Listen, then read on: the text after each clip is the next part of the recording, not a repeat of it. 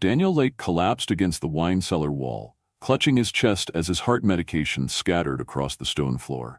The steel door had slammed shut during the blackout. "Sonia," he gasped, seeing his ex-wife in the shadows. "My pills. I can't breathe." Her engagement ring glittered as she rushed toward him. The billionaire wine mogul's heart hammered against his ribs, each beat more erratic than the last. White pills dissolved in the dampness seeping through ancient stone walls. "Daniel." Sonia Brown dropped to her knees beside him, pressing her palm against his chest. At 38, she moved with the precision of the registered nurse she'd been before their marriage.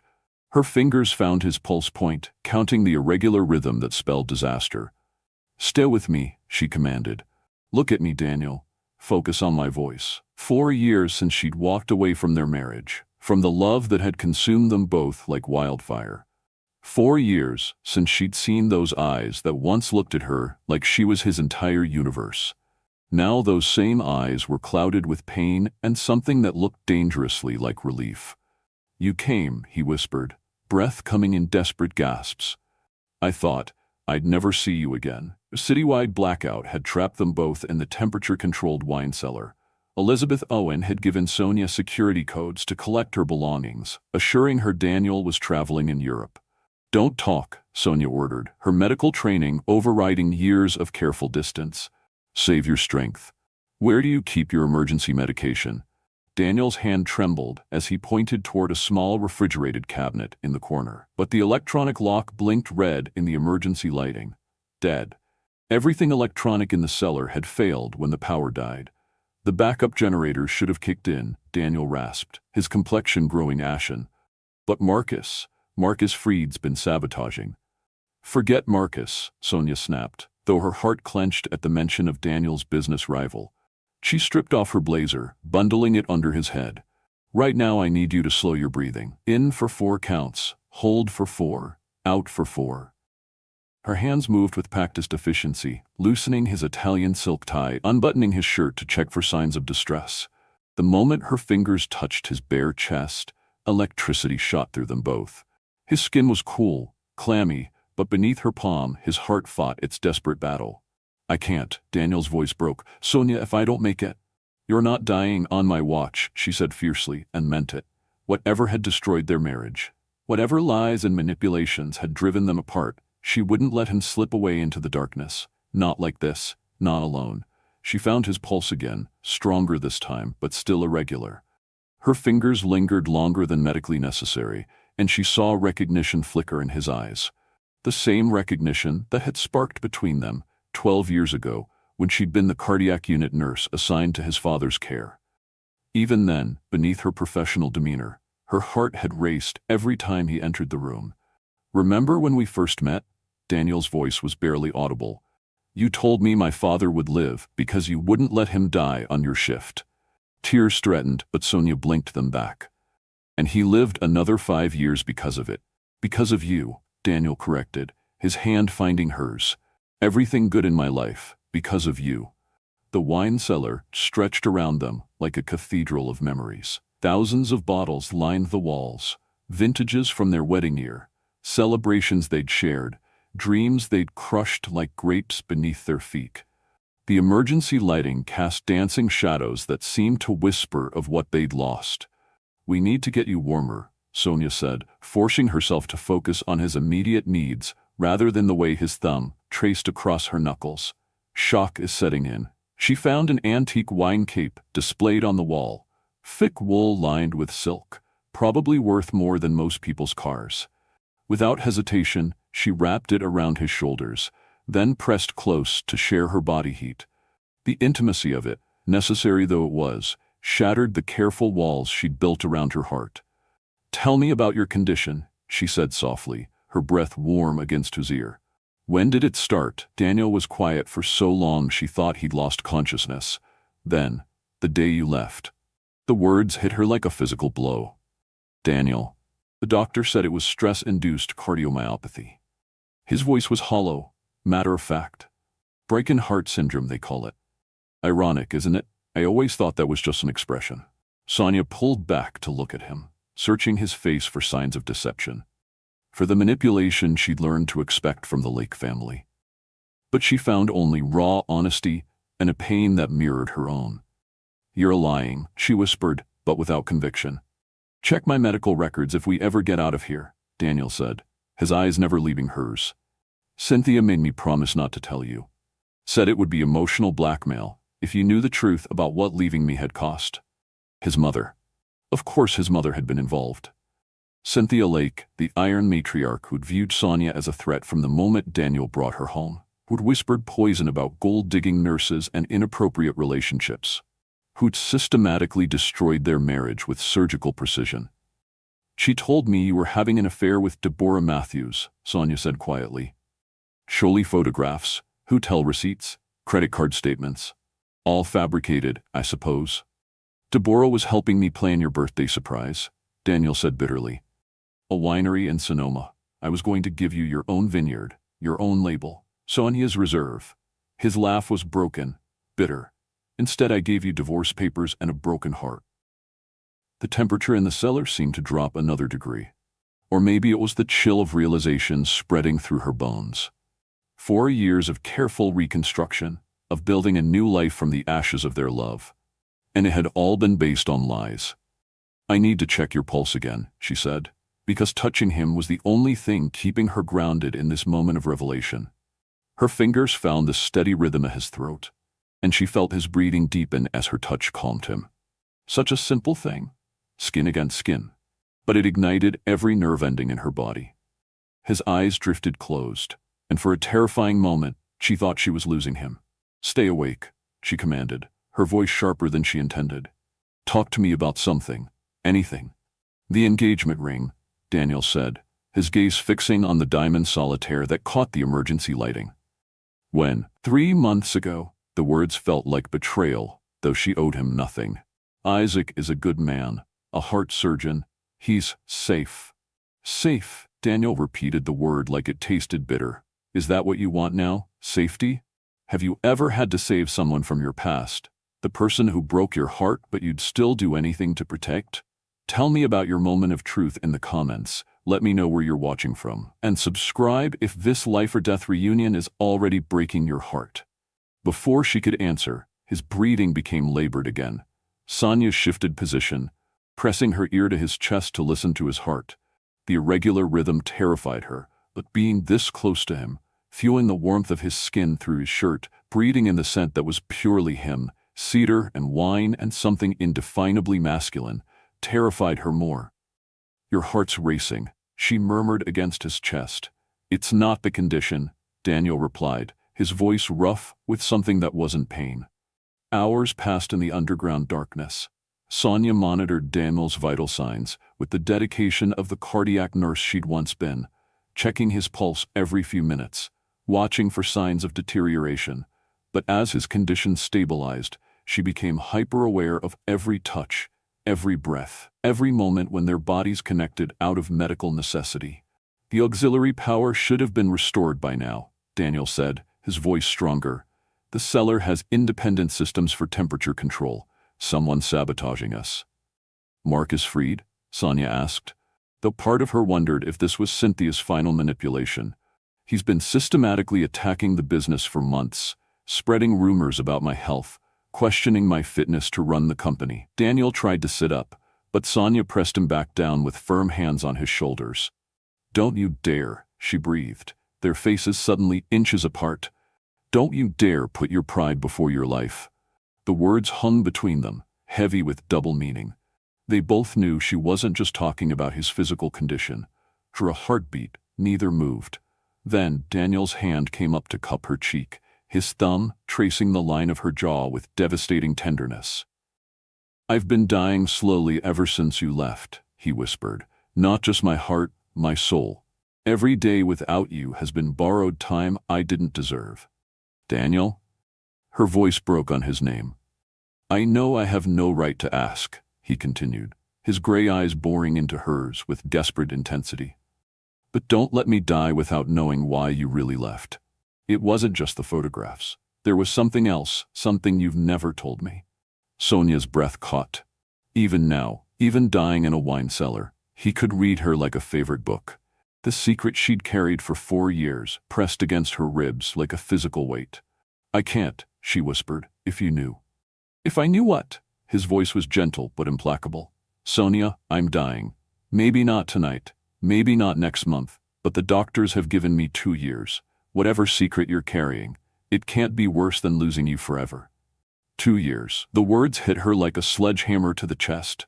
She'd thought she was protecting him by leaving, but she'd condemned them both to a slow death of regret and longing instead.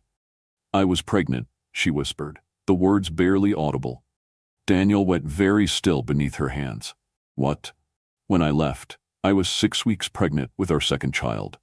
The tears came then, 4 years of suppressed grief flowing like a dam had burst. "But your mother, she said if I didn't disappear, she'd destroy you. The stress of fighting her and raising another baby, she said it would kill you. Your heart couldn't handle it. Oh God." Daniel's arms came around her, pulling her against his chest, despite his weakened condition. "Oh, Sonia, the baby." "I lost her," Sonia sobbed into his shirt, feeling his tears join hers. "I lost our daughter alone in a clinic in Portland because I was trying to protect you from your mother's threats. I lost everything that mattered to save the man who couldn't even fight for us." They held each other in the darkness, grieving for the child they'd never known, for the years they'd lost, for the love that had been sacrificed on the altar of family manipulation. Daniel's hand stroked her hair, her back, as if he could heal 4 years of anguish with his touch. "I would have fought for us," he said fiercely. "I would have fought everyone, my mother, Marcus, the whole world. You and our children are worth any battle. I know that now," Sonia whispered. "But then, I was scared and pregnant, and your mother was so convincing. She had doctors' reports, medical studies about stress and heart conditions. She made me believe I was choosing between loving you and killing you." As if summoned by her words, Daniel's breathing became labored again. The emotional stress was taking its toll on his compromised cardiovascular system. Sonia immediately shifted into medical mode, checking his pulse, monitoring his color. "Lie back," she ordered. "We need to keep you calm." But as she leaned over him, their faces close enough that she could feel his breath on her lips, calm was the last thing either of them felt. The space between them crackled with 4 years of suppressed longing, with the desperate relief of finally sharing their deepest truths. "I never stopped loving you," Daniel said, his hand finding hers in the darkness. "Even when I hated you for leaving, even when I told myself I was better off alone.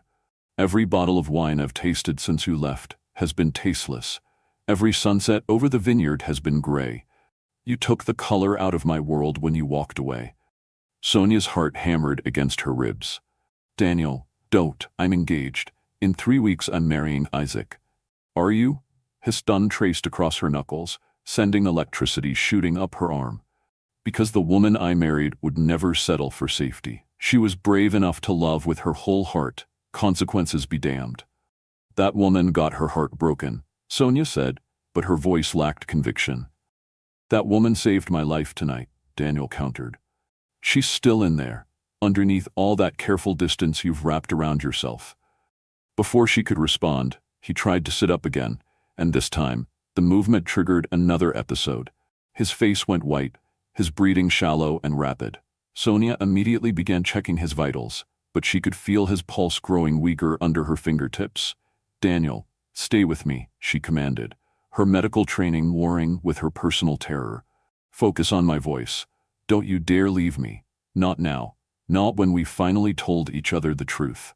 She positioned herself over him, preparing to perform chest compressions if necessary, but the intimacy of the position, her body pressed against his, her hands on his chest, their faces inches apart, made her breath catch.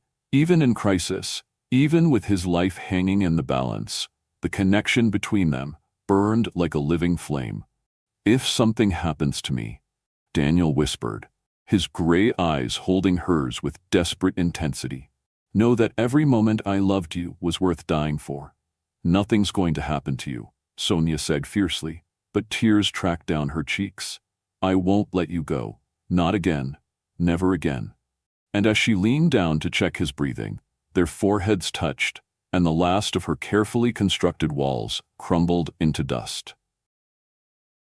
In the darkness of the wine cellar, with emergency lighting casting dancing shadows across ancient stone walls, Sonia felt Daniel's breath warm against her lips.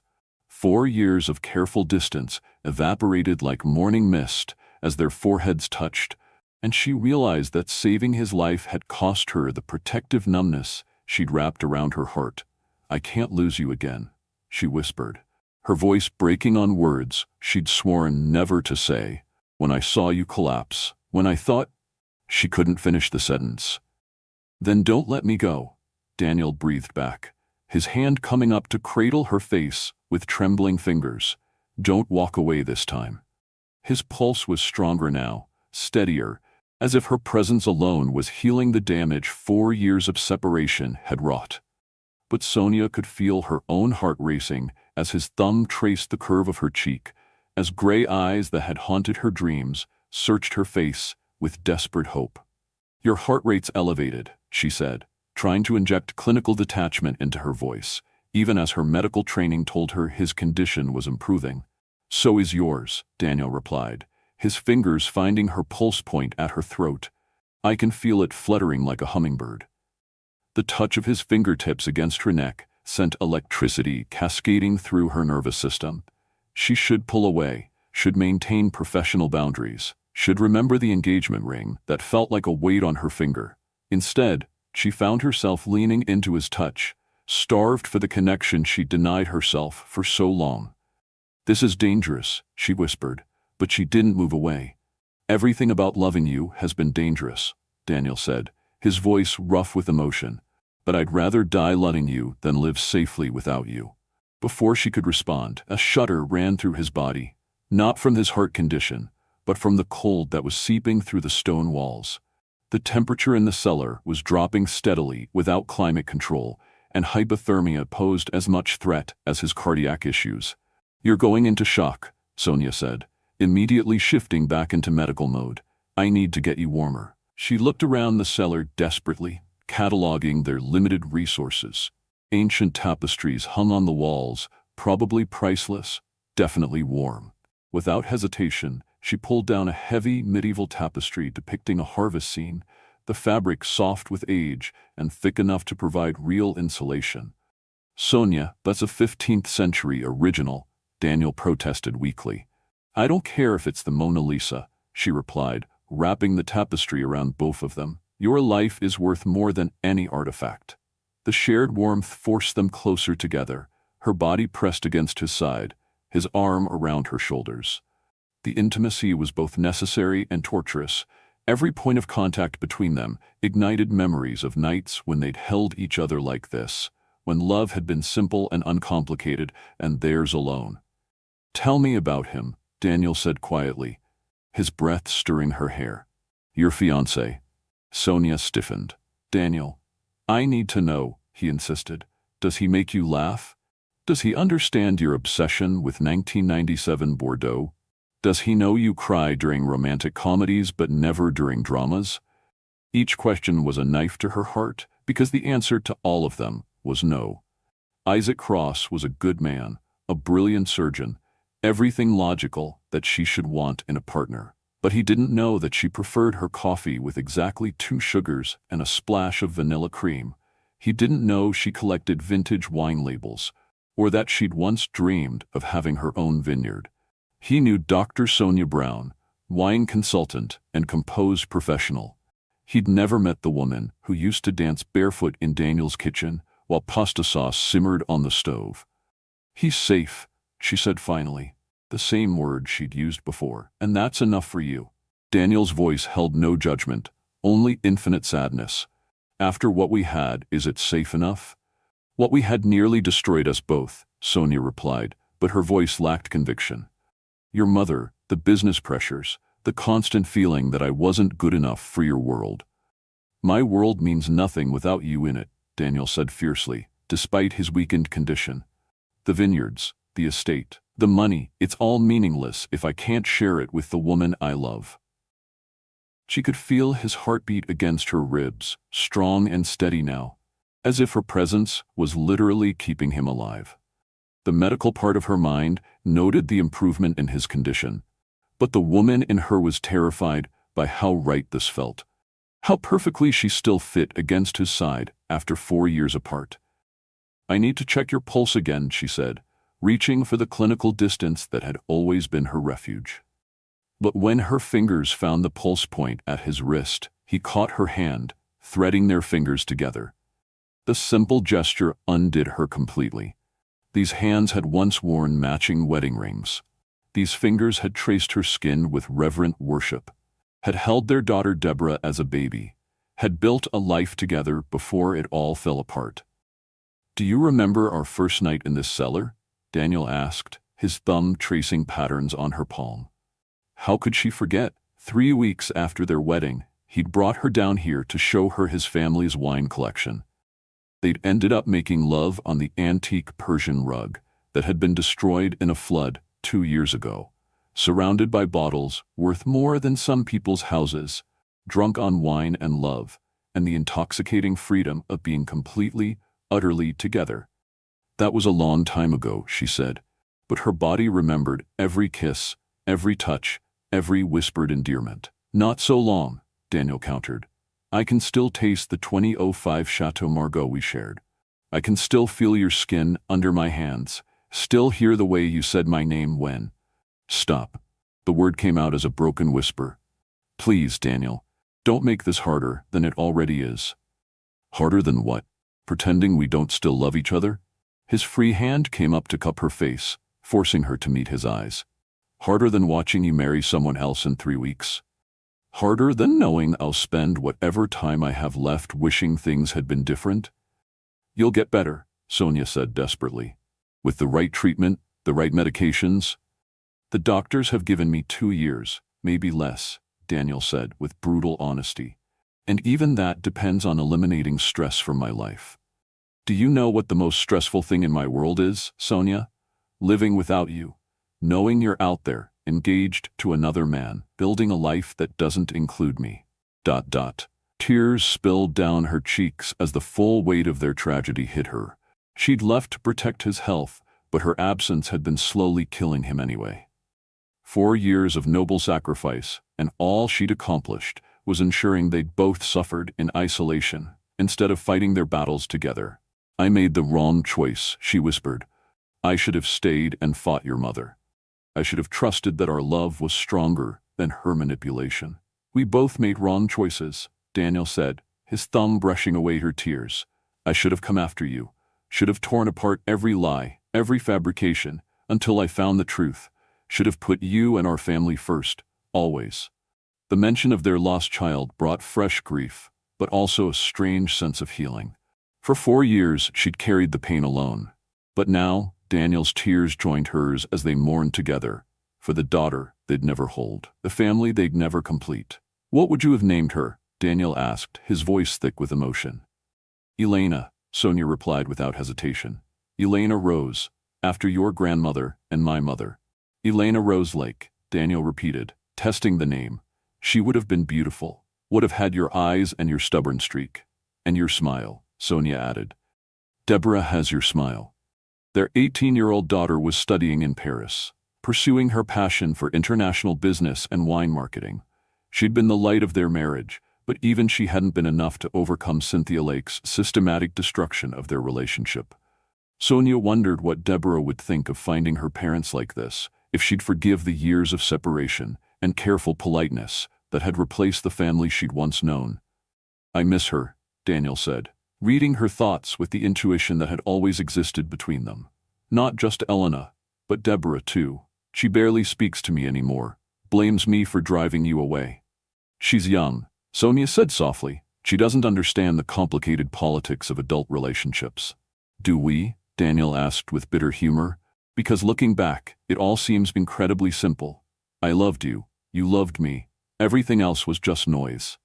But it hadn't felt like noise at the time. It had felt like an avalanche of pressure and expectation and manipulation that had buried their love under layers of doubt and fear.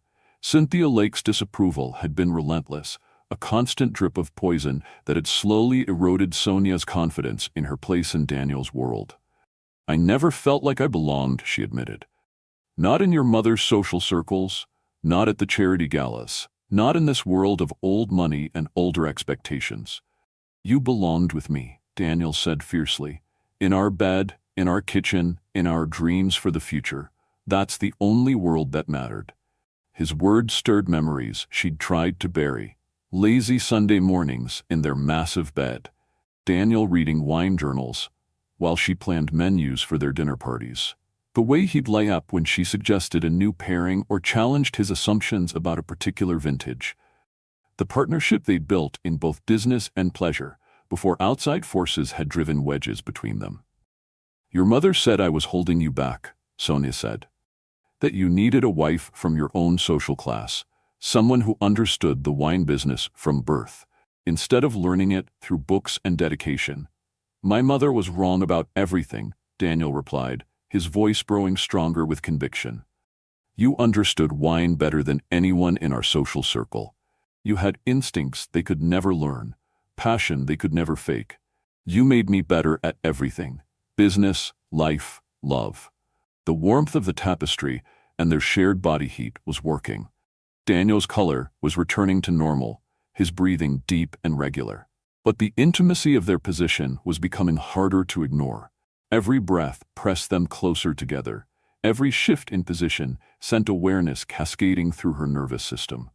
I should check your heart rate again, she said, but her voice came out husky, affected. It's racing, Daniel admitted, his eyes darkening as he looked at her, but not from the condition. When she pressed her palm to his chest, she could feel the strong, steady rhythm beneath her fingers. But she could also feel the heat of his skin through his shirt, the way his breathing deepened at her touch. Her own pulse was thundering in her ears as she tried to maintain clinical objectivity. Your heart sounds strong, she said, but she didn't remove her hand. It's been weak for 4 years, Daniel replied, his hand covering hers, pressing her palm more firmly against his chest. But touching you, holding you, it's like CPR for my soul. The poetry of his words undid her. This was the Daniel she'd fallen in love with, not the billionaire wine mogul, but the man who spoke in metaphors of wine and weather, who could make her feel like the most precious vintage in his collection. We can't, she whispered, but she leaned closer instead of pulling away. Can't what? Daniel asked, his voice dropping to that intimate register that had always made her pulse skip. Can't admit we still love each other? Can't acknowledge that 4 years apart has only made the connection stronger? Can't stop pretending that marrying someone else will make you happy? His hand came up to cradle her face, and she turned into the touch like a flower seeking sunlight. It had been so long since anyone had touched her with such reverence, such desperate love. Isaac's touches were pleasant, careful, respectful. Daniel's touch set her on fire. I'm engaged, she said, but the word sounded hollow, even to her own ears. To a man who doesn't know you collect vintage wine labels? Daniel replied. To a man who's never seen you cry over a perfectly aged Burgundy or laugh until you snort when you're truly happy. To a man who's safe instead of soul-deep right. Each word chipped away at her defenses, until she felt as exposed as she had the day she'd walked away from their marriage. But this exposure felt different, not like vulnerability that could be weaponized, but like truth that could finally set them free. If I stay, she whispered, if I choose this, choose us. What happens when your mother interferes again? What happens when the business pressures mount? What happens when the stress of loving me triggers another episode? Then we face it together, Daniel said simply. The way we should have the first time. No more secrets, no more noble sacrifices, no more letting other people define what our love is worth. His thumb traced her lower lip, and she felt herself trembling with want and fear and desperate hope. 4 years of careful numbness was melting away under his touch, leaving her raw and aching and alive in ways she'd forgotten were possible. I can't lose you again, she breathed against his thumb. Then don't let me go, Daniel whispered, echoing his earlier words. Don't choose safety over soul-deep rights. Don't walk away from the love that's been waiting for us to be brave enough to claim it. And as he leaned up to close the distance between them, as her engagement ring caught the emergency lighting one last time before she reached up to meet him halfway, Sonia made her choice. Their lips met with 4 years of desperate longing behind the kiss, tender and hungry and healing all at once. She tasted wine and tears and the indefinable flavor that was purely Daniel, purely home. His hands tangled in her hair as she pressed closer, as 4 years of careful distance collapsed into ash and desire. When they finally broke apart, both breathing hard, Sonia rested her forehead against his and whispered the words that would change everything. "I choose you," she said. "I choose us. Whatever comes next, we face it together." And in the darkness of the wine cellar, where their love had first bloomed, Daniel Lake smiled for the first time in 4 years. As Daniel's strength returned with each passing hour, the roles between them shifted like wine aging in the barrel. Where Sonia had been the healer, the protector, the one holding his life together with her medical expertise, now Daniel's natural protective instincts began to surface. Even weakened by his heart condition, even trapped in a wine cellar with no way out, his first concern became her comfort and safety. "You're shivering," he observed, his voice stronger now, though still rough with emotion from their kiss. The taste of her lips lingered like the finest vintage, complex and intoxicating, and utterly unforgettable. Sonia hadn't realized she was cold until he mentioned it. The adrenaline of saving his life, the emotional earthquake of their reunion, had masked her body's response to the dropping temperature. But now, wrapped in the ancient tapestry that smelled of centuries and memories, she felt the chill seeping through the stone walls.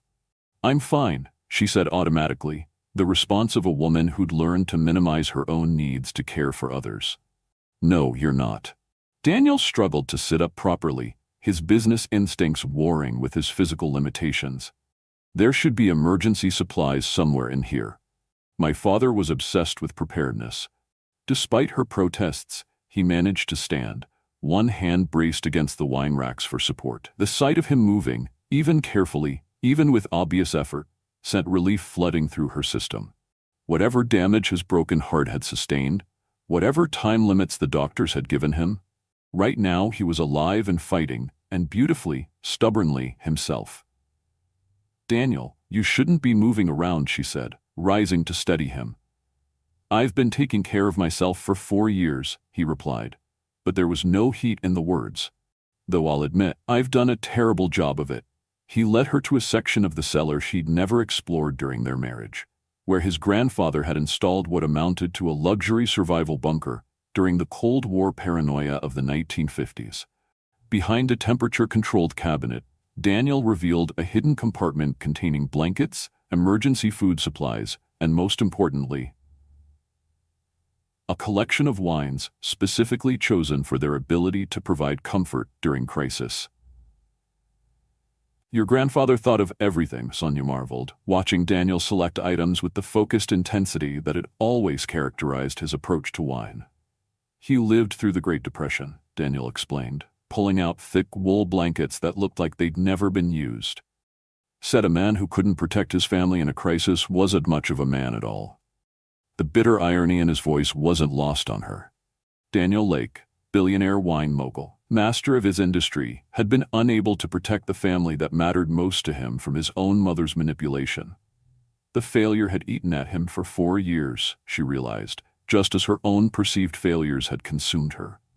"You couldn't have known what she was planning," Sonia said softly, understanding the guilt he carried. "I should have." Daniel's hand stilled on a wine bottle, his knuckles white with tension. "I knew my mother disapproved of our marriage. I knew she thought you weren't suitable for our family's reputation. I should have anticipated that she'd try to destroy what we had." "Should have, could have, would have," Sonia repeated, moving to stand beside him. "We can drive ourselves crazy with those words, or we can focus on what we're going to do now that we know the truth." Daniel turned to look at her, and in the emergency lighting, his gray eyes held depths of pain and hope that made her breath catch. "What are we going to do, Sonia? You're still wearing another man's ring. I'm still dying by degrees. The obstacles that drove us apart haven't magically disappeared." Instead of answering immediately, she took the wine bottle from his hands. A 1997 Chateau d'Yquem, a Sauternes dessert wine that would have cost more than most people's monthly salary. But more than its monetary value, she recognized it as significant for a different reason. "This is from our wedding year," she said, her voice barely above a whisper. "The last bottle," Daniel confirmed. "I've been saving it for—" "I don't know what I was saving it for. The right moment, I suppose. Though I stopped believing the right moment would ever come." Sonia turned the bottle in her hands, feeling the weight of memory and possibility. "Do you have a corkscrew?" "Always." Daniel produced a professional-grade corkscrew from the emergency supplies, his movements careful but steady. "Though I should warn you, Sauternes on an empty stomach might not be the wisest choice." "When have we ever made the wise choice?" Sonia asked, and was rewarded with the first genuine smile she'd seen from him in years. Opening the wine became a ritual of remembrance and renewal. Daniel's hands, though still trembling slightly from his earlier episode, moved with the practiced precision of someone who'd been working with wines since childhood. The cork emerged with a soft pop that seemed to echo through the stone chamber like a promise. "No proper glasses," Daniel said apologetically, producing 2 simple tumblers from the emergency supplies. "I don't care if we drink it from coffee cups," Sonia replied. "It's not about the presentation." He poured carefully, the golden liquid catching the emergency lighting like liquid amber. The wine's color had deepened over the years, developing the complex hues that only came with proper aging and infinite patience. "To second chances," Daniel said, raising his glass. "To the truth," Sonia countered, touching her glass to his. The wine was extraordinary. Layers of honey and apricot, and something indefinably complex that spoke of time and transformation. But more than its flavor, sharing it felt like coming home. How many evenings had they spent like this during their marriage, tasting wines and talking about everything and nothing, building intimacy one conversation at a time? "Remember our first tasting together?" Daniel asked, echoing her thoughts. "Your father's 1982 Bordeaux," Sonia replied, immediately. "You were trying to impress me, and I was trying to pretend I knew what I was talking about." "You knew more than you gave yourself credit for," Daniel said. "You had instincts that couldn't be taught. Still do, I'd imagine." The compliment warmed her more than the wine. During their marriage, Daniel had been her greatest champion, encouraging her to develop her palate, to trust her instincts, to see herself as an equal partner in both their personal and professional lives. Isaac, for all his virtues, had never understood her passion for wine, viewing it as a pleasant hobby rather than a calling. "Tell me about your work now," Daniel said, settling back against the makeshift bed they'd created from blankets and tapestries. "Are you still consulting?" "Mostly for restaurants and small wineries," Sonia replied, surprised by how much she wanted to share this part of her life with him. "I help them develop wine programs, train staff, and sometimes consult on acquisitions." "Do you enjoy it?" The question was simple, but the answer was complicated.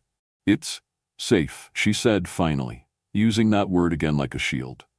"But not fulfilling," Daniel observed. Sonia took another sip of the Sauternes, letting its complexity coat her palate while she considered her answer. "I used to dream of having my own vineyard," she said eventually. "My own label, my own vision from grape to bottle. But that dream belonged to a different woman and a different life." "Why couldn't it belong to this woman in this life?" Daniel asked quietly. "Because dreams like that require courage," Sonia said, her voice barely audible. "And I haven't felt brave in a very long time."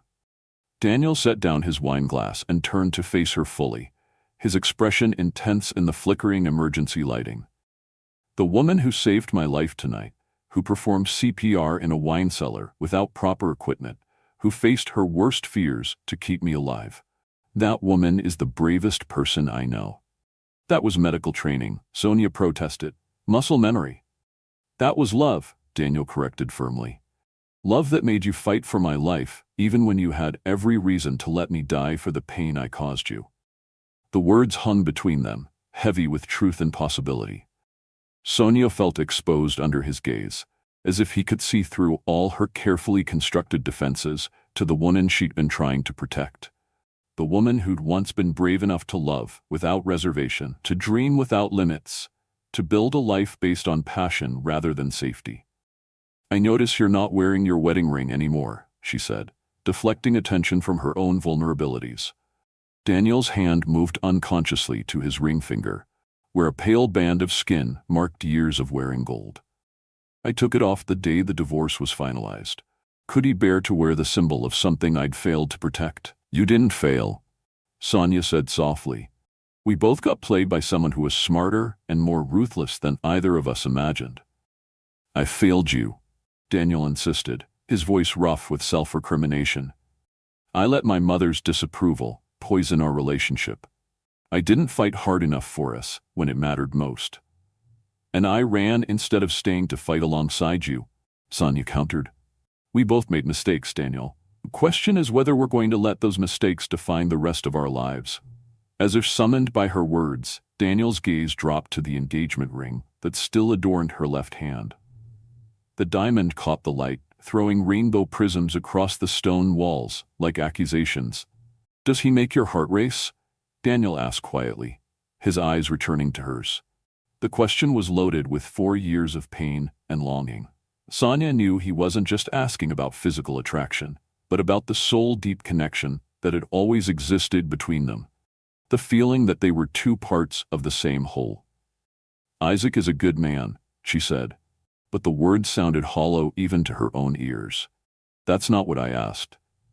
Daniel reached out to touch her left hand, his fingers tracing the engagement ring with devastating gentleness. When he touches you, does your skin catch fire? When he kisses you, do you forget everything else exists? When you wake up beside him, do you feel like you're exactly where you belong? Each question was a knife to her heart, because the answer to all of them was no. Isaac's kisses were pleasant, his touch comfortable, his presence safe. But he'd never made her pulse race with a single look.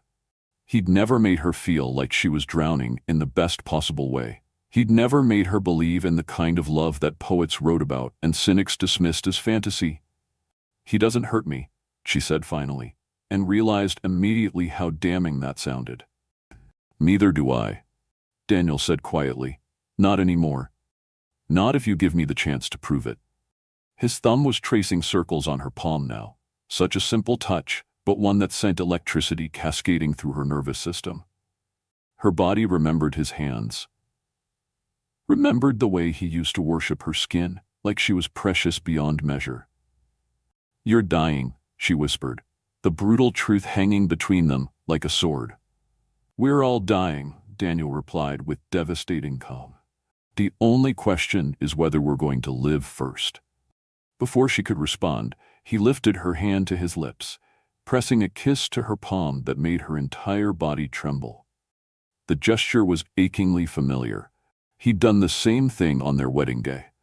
After sliding the ring onto her finger, sealing his promise with a kiss that had made her believe in forever. Does he know you prefer your coffee with exactly 2 sugars and a splash of vanilla cream? Daniel asked against her palm, his breath warm on her skin. Daniel, her voice was weak, pleading. Does he know you have a scar on your shoulder from when you fell off your bike when you were 7? Does he know you count in French when you're nervous? Does he know you taste wine with your eyes closed because you think it enhances the experience? Each question was accompanied by a touch, his fingers finding the scar through her blouse, his hand cupping her face as she unconsciously began counting in French, his thumb tracing her lips as he mentioned wine tasting. Stop, she whispered, but she leaned into his touch instead of pulling away. Does he know you used to dream of making wine under your own label, Sonia's Reserve, we were going to call it? Does he know you wanted to specialize in Pinot Noir because you said it was the most emotionally honest grape? That dream died when our marriage did, Sonia said, but tears were streaming down her face. Dreams don't die, Daniel said fiercely, his hands framing her face with infinite tenderness. They just wait for us to be brave enough to resurrect them. The engagement ring felt like a weight on her finger, a chain binding her to a life that was safe and comfortable and utterly wrong for the woman she was meant to be. She looked at Daniel through her tears and saw not just the man who'd broken her heart, but the man who'd helped her discover who she could become. If I take this off, she said, her voice barely audible, there's no going back. There's no going back anyway. Daniel replied gently. The moment you saved my life tonight, the moment we told each other the truth about why you left, the moment we kissed, like 4 years of separation had never happened, we already crossed that line. His words rang with truth. They'd already betrayed Isaac with their emotional intimacy, already shattered the careful life she'd built with their desperate reunion. The ring was just a symbol now, a meaningless piece of metal and stone that represented a future she'd never truly wanted. With trembling fingers, Sonia slipped the engagement ring from her finger. The diamond caught the light one last time before she set it aside, and the relief she felt was overwhelming. I choose you, she whispered, echoing her earlier words. I choose us, whatever time we have left. Daniel's answer was a kiss that tasted of wine and tears and desperate gratitude. His hands tangled in her hair as she pressed closer, as 4 years of careful distance collapsed into passion and need and the intoxicating relief of finally coming home. When they broke apart, both breathing hard, Daniel rested his forehead against hers and whispered words that changed everything. I love you, he said. I've loved you every day for 4 years, even when I was trying to hate you. Even when I thought you'd chosen money over love. Even when I believed you'd never really known me at all. I love you with every beat of this broken heart, and I'll love you until the day it stops beating entirely. I love you too, Sonia replied, the words flowing like wine, rich and complex and absolutely true. I never stopped, Daniel, not for a single day. And as he pulled her closer, as their bodies remembered the perfect fit that had always existed between them, as passion ignited like fire catching dry tinder, they finally surrendered to the love that had been waiting 4 years for them to be brave enough to claim it. The emergency lighting cast dancing shadows on the wine cellar walls as they moved together with the desperate hunger of lovers too long apart, as they worshipped each other's bodies with reverent touches and whispered endearments, as they discovered that some connections are too powerful for time or distance or pain to truly destroy. In the darkness surrounded by bottles that had aged to perfection through patience and time, Daniel and Sonia finally allowed their love to mature into something deeper and stronger than it had ever been before. A vintage worth waiting for, worth fighting for, worth dying for. Their bodies came together with the desperate intensity of people who'd nearly lost everything. Every touch electric, every kiss a promise, every whispered endearment a vow. 4 years of separation dissolved as they moved in perfect harmony, as they claimed each other with passionate urgency tempered by infinite tenderness. Time seemed to stop as they discovered languages only hearts could speak, as tender caresses wrote poetry on willing skin, as the sacred intimacy of complete surrender transformed them both. In that moment, all their walls crumbled, leaving only truth and the tender vulnerability of two souls finally finding home in each other's arms. When morning light finally crept through the high windows of the wine cellar, they lay entwined beneath ancient tapestries, their hearts beating in perfect synchronization.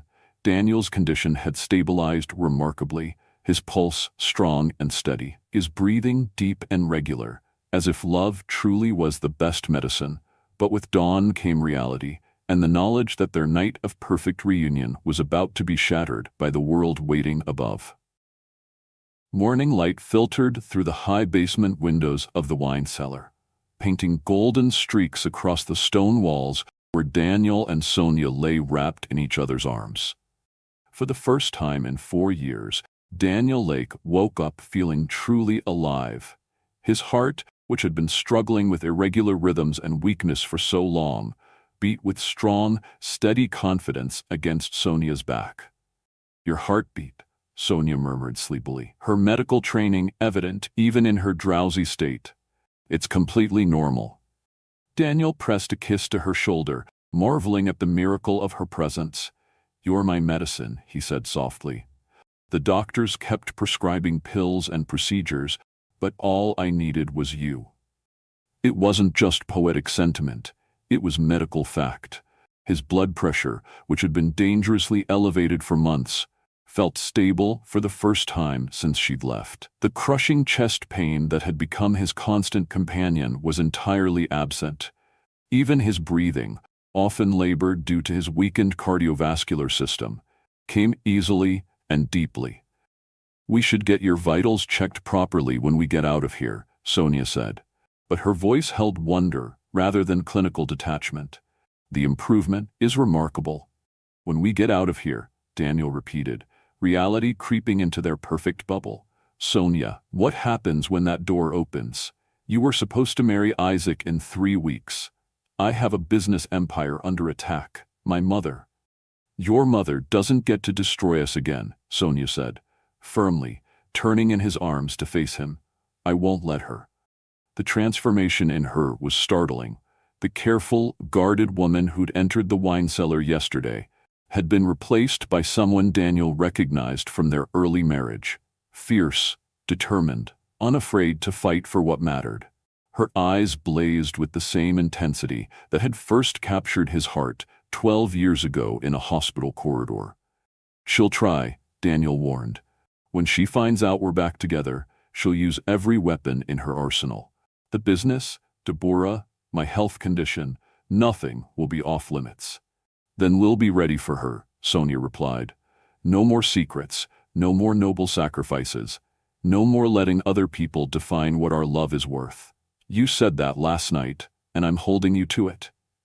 Daniel felt something shift inside his chest, not his heart condition, but something deeper.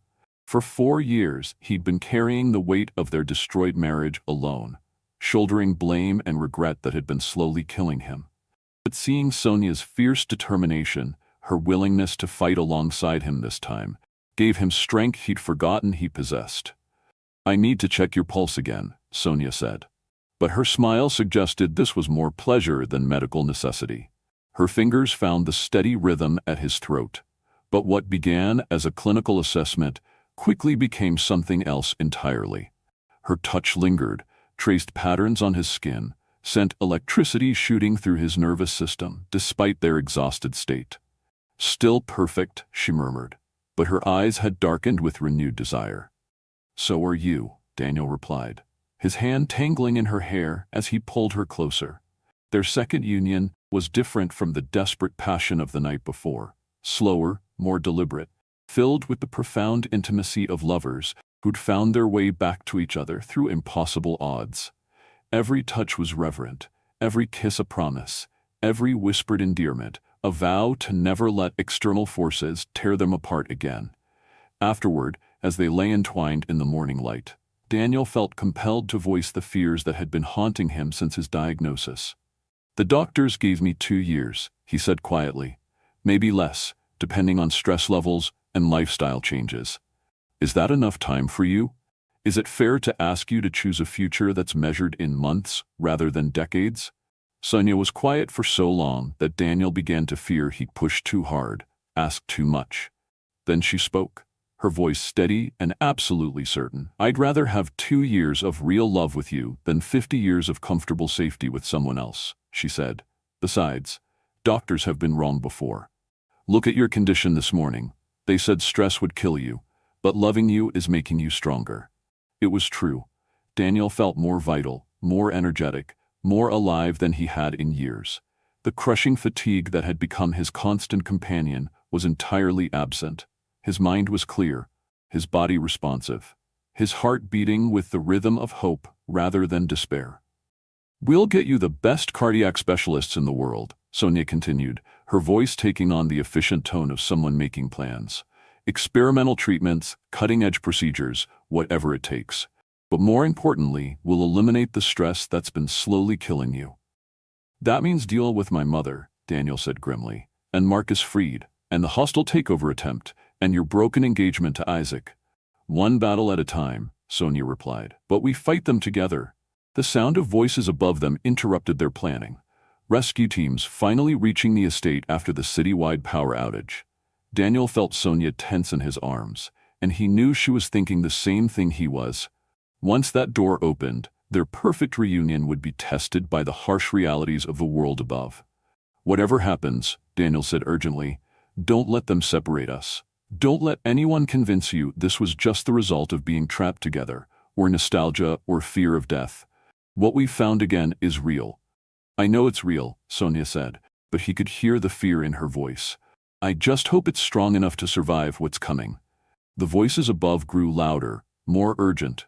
Someone had discovered that Daniel Lake was missing, that his private wine cellar was sealed and unresponsive. Soon there would be power tools and rescue equipment, emergency medical teams, and probably reporters eager to document the drama of a billionaire trapped in his own estate. "Promise me something," Daniel said, catching Sonia's face in his hands. "Promise me that no matter what anyone says, no matter what pressures they apply, you'll remember this moment. Remember how it feels to be completely certain that we belong together." "I promise," Sonia whispered, sealing the vow with a kiss that tasted of wine and tears and unshakable determination. The sound of power tools filled the air as rescue teams began working on the electronic lock that had failed during the blackout. Daniel and Sonia dressed hurriedly, trying to restore some semblance of propriety before facing the outside world. But there was no hiding the change in both of them.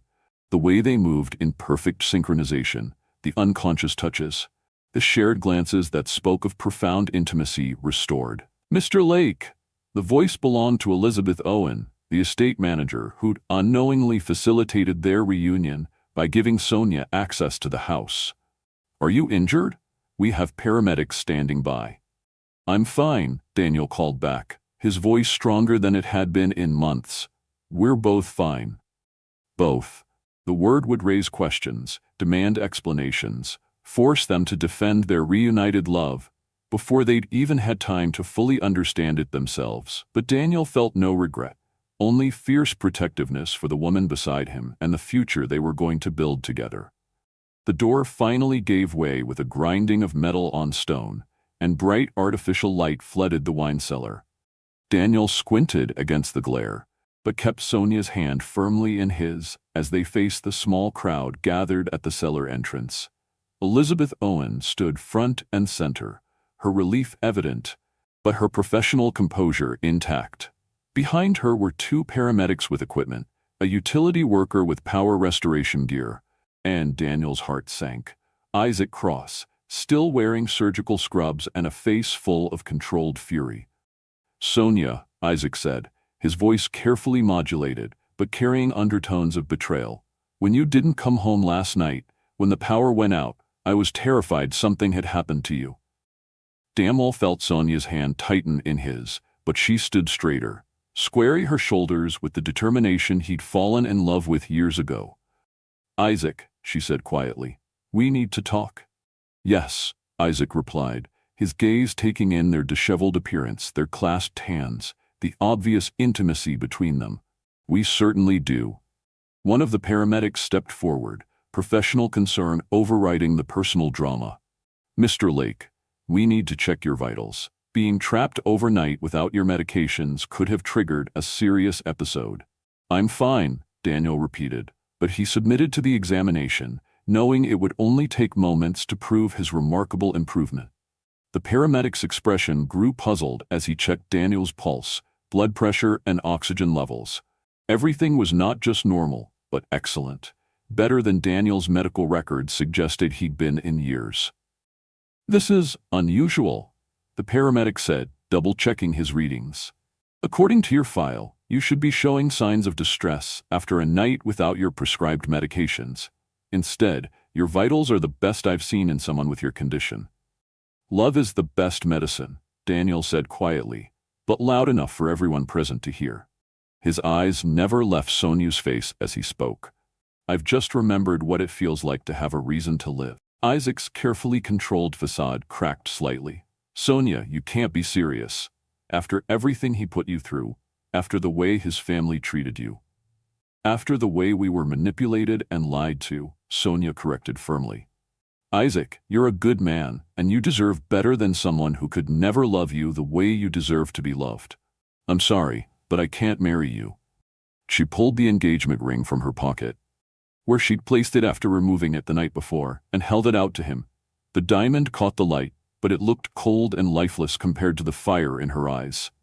Isaac stared at the ring for a long moment, his medical training warring with his personal pain. When he finally looked up, his expression was resigned rather than angry. "I always knew I was competing with a ghost," he said quietly. "I just hoped that eventually I'd be enough to help you forget him." You are enough, Sonia said gently, for someone who can give you their whole heart. But mine has belonged to Daniel since the day I met him, and it always will. The honesty of her words hung in the air like a challenge. Daniel felt his chest tighten with emotion, not from his heart condition, but from the overwhelming gratitude of being loved so completely, so publicly, by the woman who'd always been his other half. This is touching, a new voice said from behind the group, dripping with false sweetness. But I'm afraid this little reunion is about to become significantly more complicated. Daniel's blood ran cold as Marcus Fried stepped through the crowd, flanked by two men in expensive suits and a photographer with professional equipment. His business rival looked like a predator who'd scented weakness, his eyes gleaming with malicious satisfaction. "Marcus," Daniel said, his voice hardening, "this is private property." "Not for much longer," Marcus replied, producing a thick legal document. "Emergency injunction from the bankruptcy court. Your little overnight adventure has given me all the ammunition I need to prove you're mentally and physically unfit to run Lake Vineyards." He gestured to the photographer, who immediately began taking pictures of Daniel and Sonia's disheveled appearance, their clasped hands, the obvious intimacy between them. Billionaire wine mogul abandons fiduciary duty to spend night with ex-wife while company faces hostile takeover, Marcus continued, his voice taking on the cadence of a news report.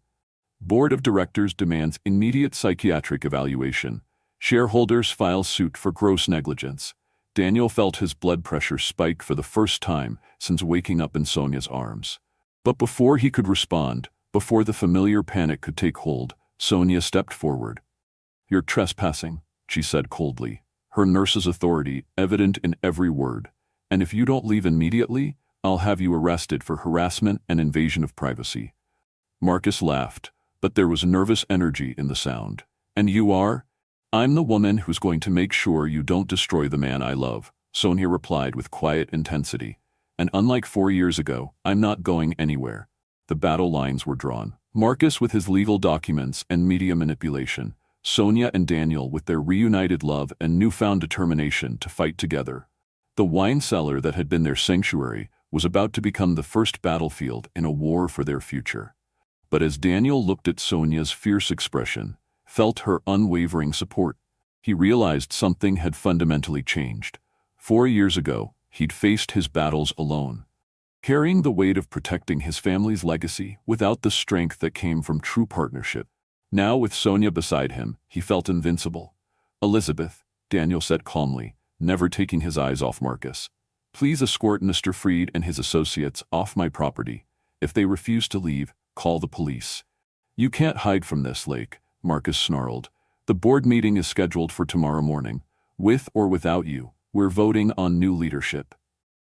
Period." "Then I'll be there," Daniel replied with quiet confidence. "And I'll be bringing the woman who saved my life in more ways than one." As security personnel arrived to remove Marcus and his team, Daniel felt Sonia squeeze his hand. The gesture was small, but it carried the weight of unshakable support, of a partnership that had been tested by fire and emerged stronger than ever. The war for their future was just beginning, but for the first time in 4 years, Daniel Lake was ready to fight. And with Sonia beside him, he believed they could win. The news broke before Daniel and Sonia had even left the estate grounds. By the time they reached the main house, Daniel's phone was buzzing with calls from board members, investors, and reporters hungry for details about the billionaire wine mogul's overnight disappearance and dramatic reunion with his ex-wife. "Lake Vineyards stock is down 12% in early trading," Elizabeth Owen reported grimly, scrolling through financial news on her tablet. "Marcus Fried's people are spinning this as evidence of your unfitness to lead the company." Daniel felt his jaw clench, but Sonia's hand on his arm kept his blood pressure stable. The old Daniel would have been consumed with panic by now, his heart racing with the stress of watching his family's legacy crumble. But with Sonia beside him, he felt centered in a way he hadn't experienced in years. "Let them spin," Daniel said calmly.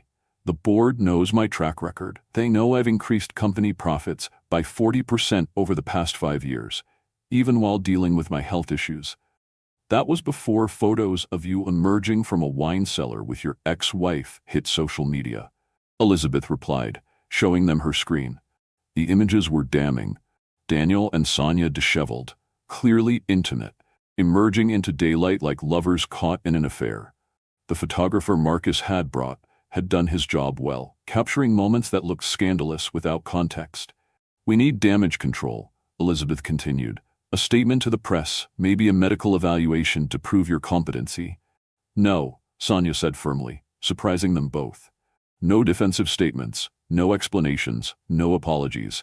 We tell the truth, the whole truth, and let people decide for themselves what matters more, gossip or results." Daniel looked at her with renewed admiration. This was the woman he'd fallen in love with, not intimidated by wealth or power, willing to fight for what she believed in, with strategic intelligence rather than panicked reactions. "The board meeting is tomorrow at 10 a.m., Daniel said, his voice growing stronger with conviction. "I'll be there, and I'll present the facts. Our personal life is irrelevant to my ability to run this company." But even as he spoke the words, Daniel knew the situation was more complicated than corporate governance. This was about family legacy, generational wealth, and the carefully constructed image of respectability that had protected the Lake name for over a century. Marcus Freed understood that destroying Daniel's personal reputation was the fastest way to undermine his business authority. The first real test came 2 hours later, when Cynthia Lake arrived at the estate. Daniel's mother swept through the front door like an avenging angel, draped in Chanel. Her silver hair perfectly coiffed, despite the early hour. Her blue eyes blazing with the cold fury that had intimidated business rivals and social climbers for decades. At 68, Cynthia Lake was still a formidable woman, wielding influence and manipulation with surgical precision. "Daniel," she said, her voice cutting through the air like crystal, "I came as soon as I heard about your incident." Her gaze swept over Sonia with the dismissive assessment of someone evaluating an unpleasant stain on expensive fabric. The contempt in her expression was so familiar, so crushing, that for a moment Sonia felt herself shrinking back into the insecure young woman who'd once cowered under this woman's disapproval. But then Daniel's hand found hers, squeezing gently, reminding her that she wasn't facing this alone anymore. "Mother," Daniel said coolly, "I'm fine, as you can see. My heart condition is actually better than it's been in years." "So I've heard," Cynthia replied, her tone suggesting she found this development deeply suspicious. The paramedics' report was quite interesting, miraculous, one might say, if one believed in such things.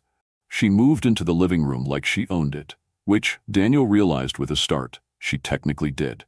The estate was held in family trust, with Cynthia as the primary trustee. Another weapon in her arsenal that he'd forgotten about until this moment. "Sit down, both of you," Cynthia commanded, settling into the wingback chair that had been her throne during family gatherings. "We need to discuss the situation before it spirals completely out of control."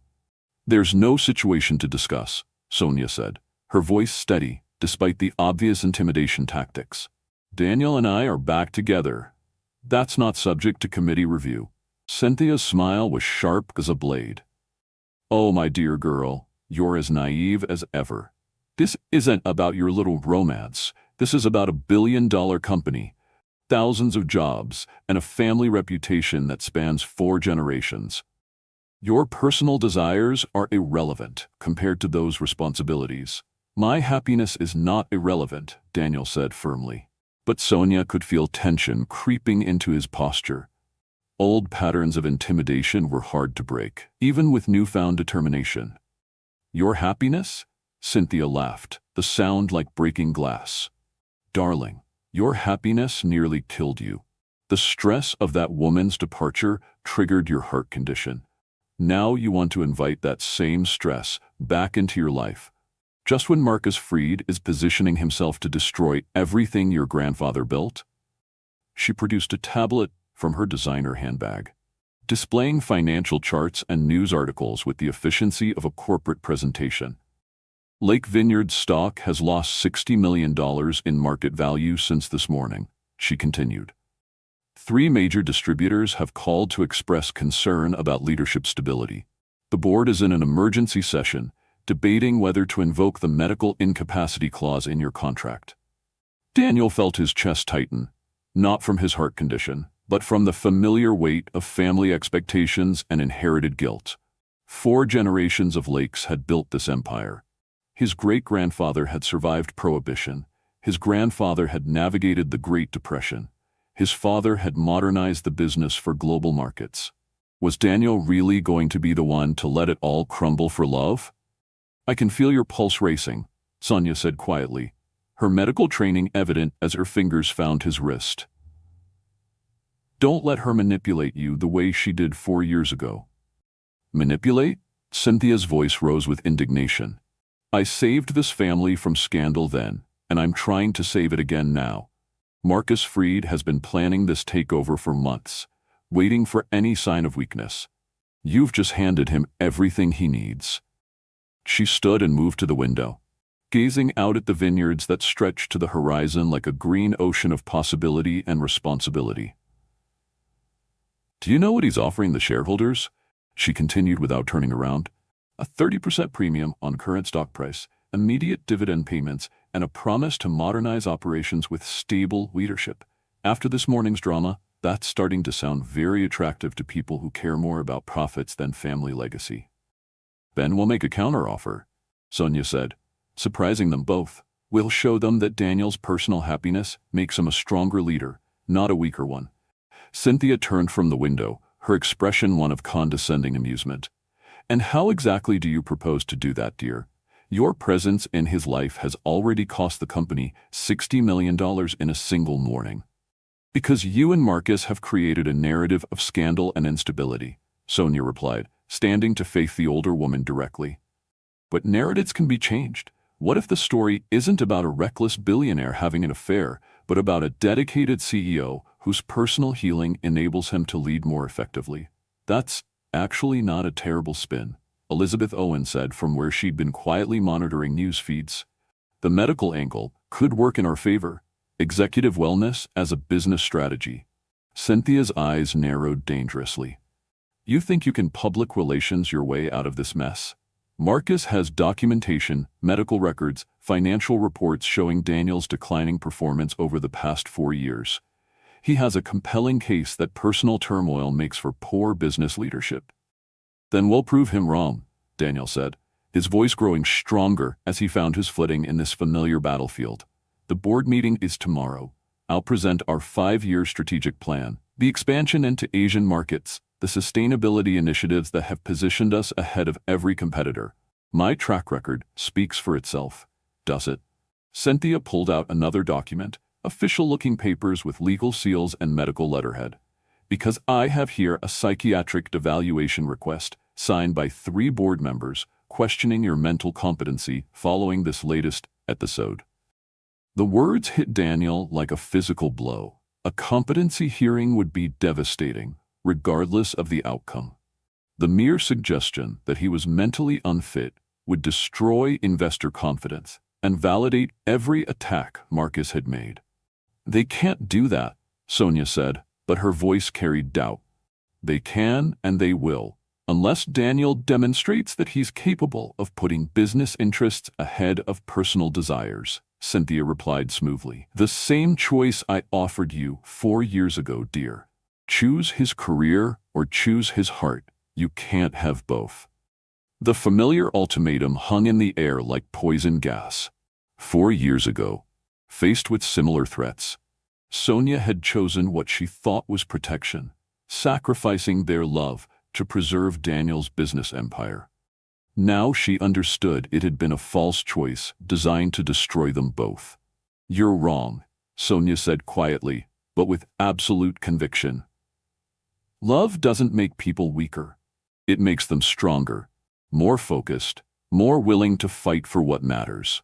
Daniel's heart condition improved the moment we reunited because stress comes from fighting against your true nature, not from embracing it.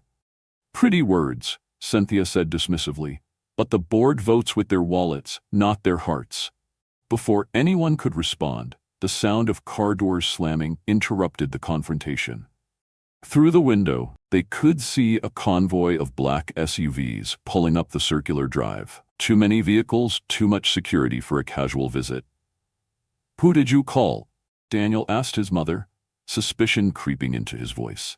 Cynthia's smile was triumphant. "I thought it was time for a family reunion. After all, Deborah should have a say in decisions that affect her inheritance." Daniel's heart stopped. Their daughter. He hadn't seen Deborah in person for 6 months, hadn't spoken to her properly in even longer. At 18, she was old enough to have opinions about her parents' relationship, old enough to be influenced by the media coverage, old enough to be used as a weapon in Cynthia's war against their reunion.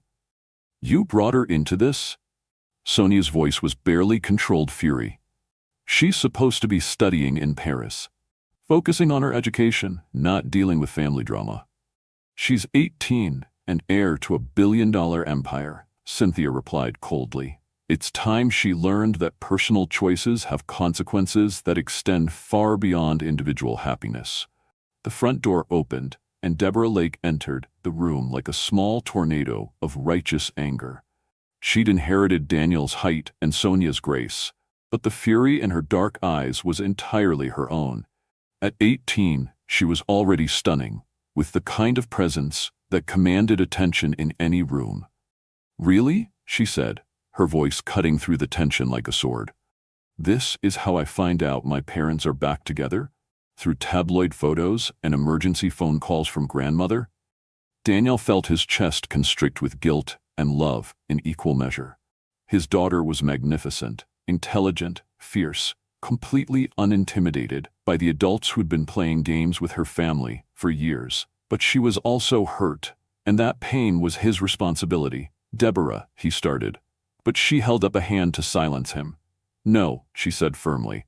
"I'm 18 years old. I speak 4 languages. I've been managing my own life in 3 different countries, and I'm tired of being treated like a child who can't handle the truth about her family." She looked between her parents with the analytical intensity Daniel recognized from his own business meetings. "So you're back together. Fine. Are you going to mess it up again, or are you actually going to fight for each other this time?" The directness of the question caught everyone off guard.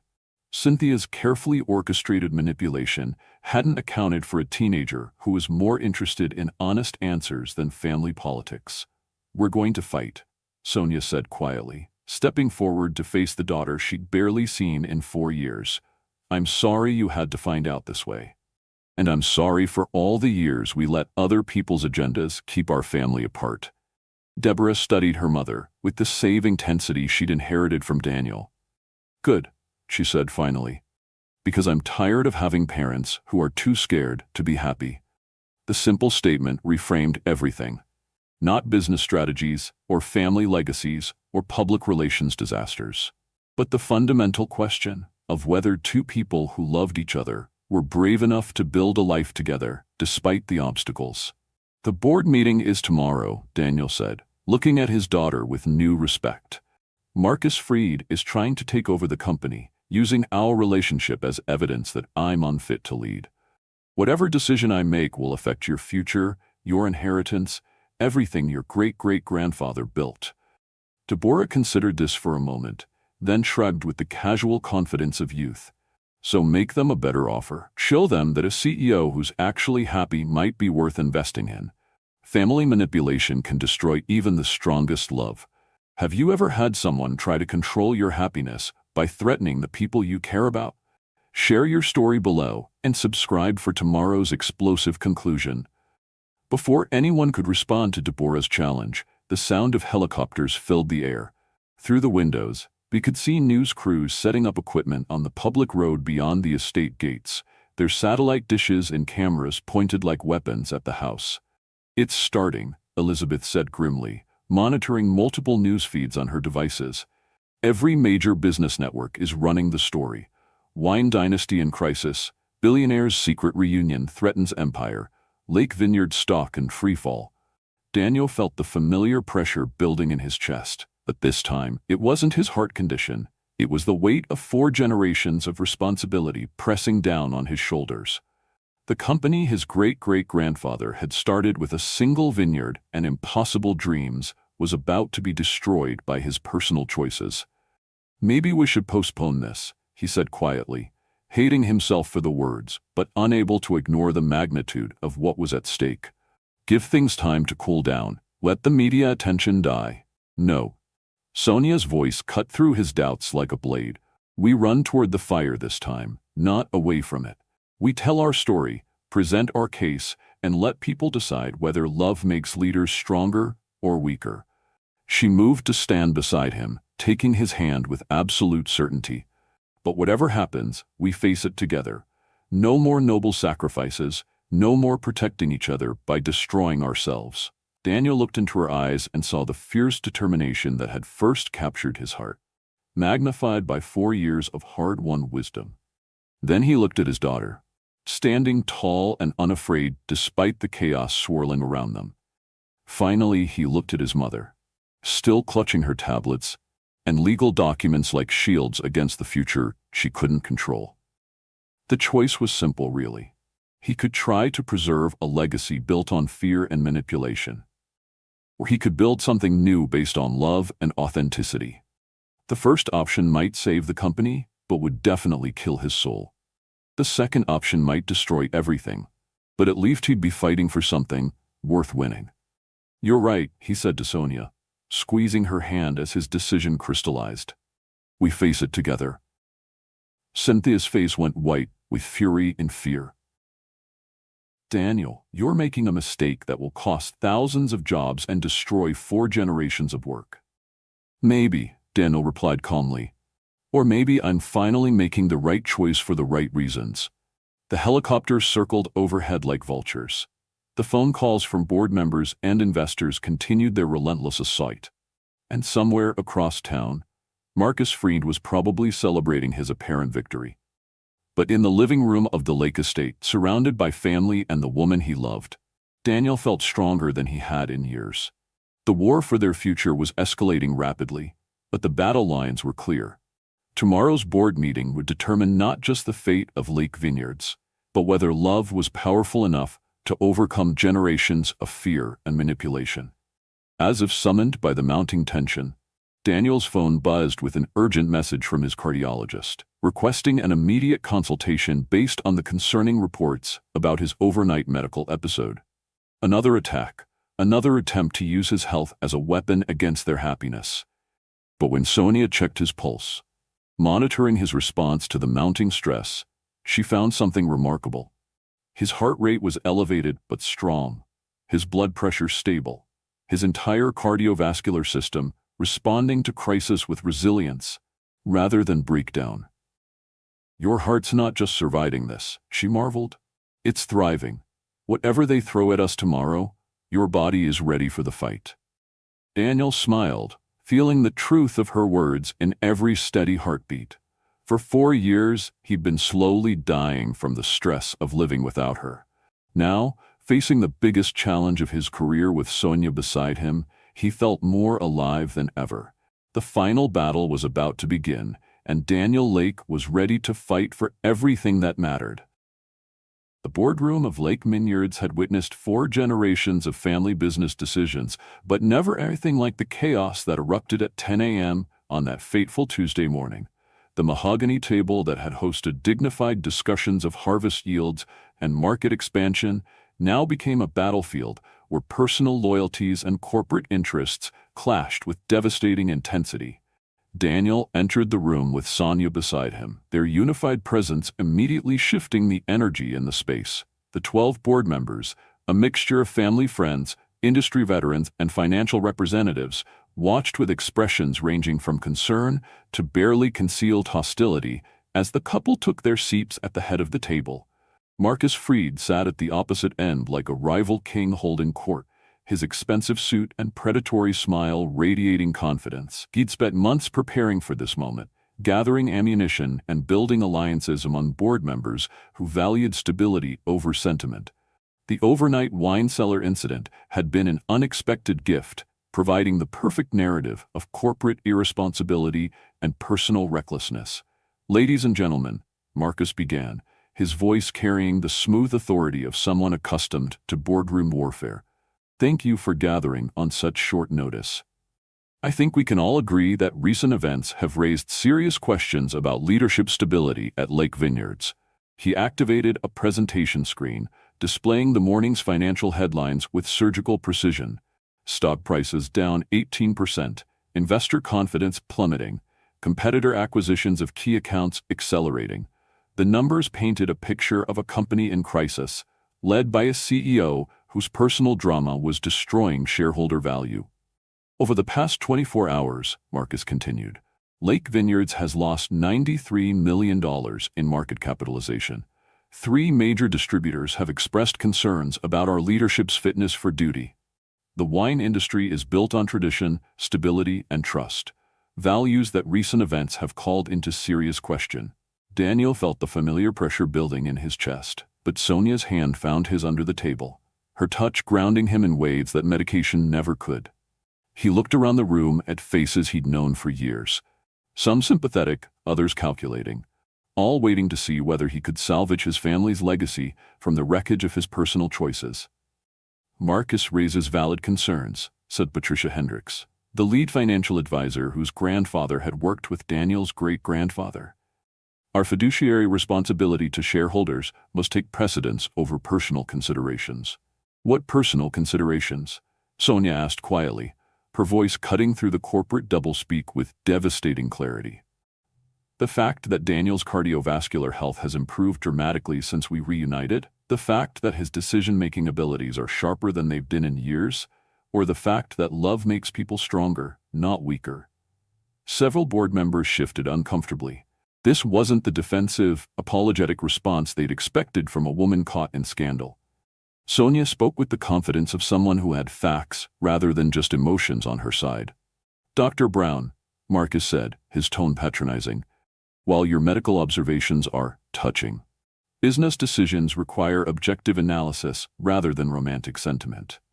"Then let's look at objective facts," Daniel said, standing with the authority that had made him a respected leader for over a decade.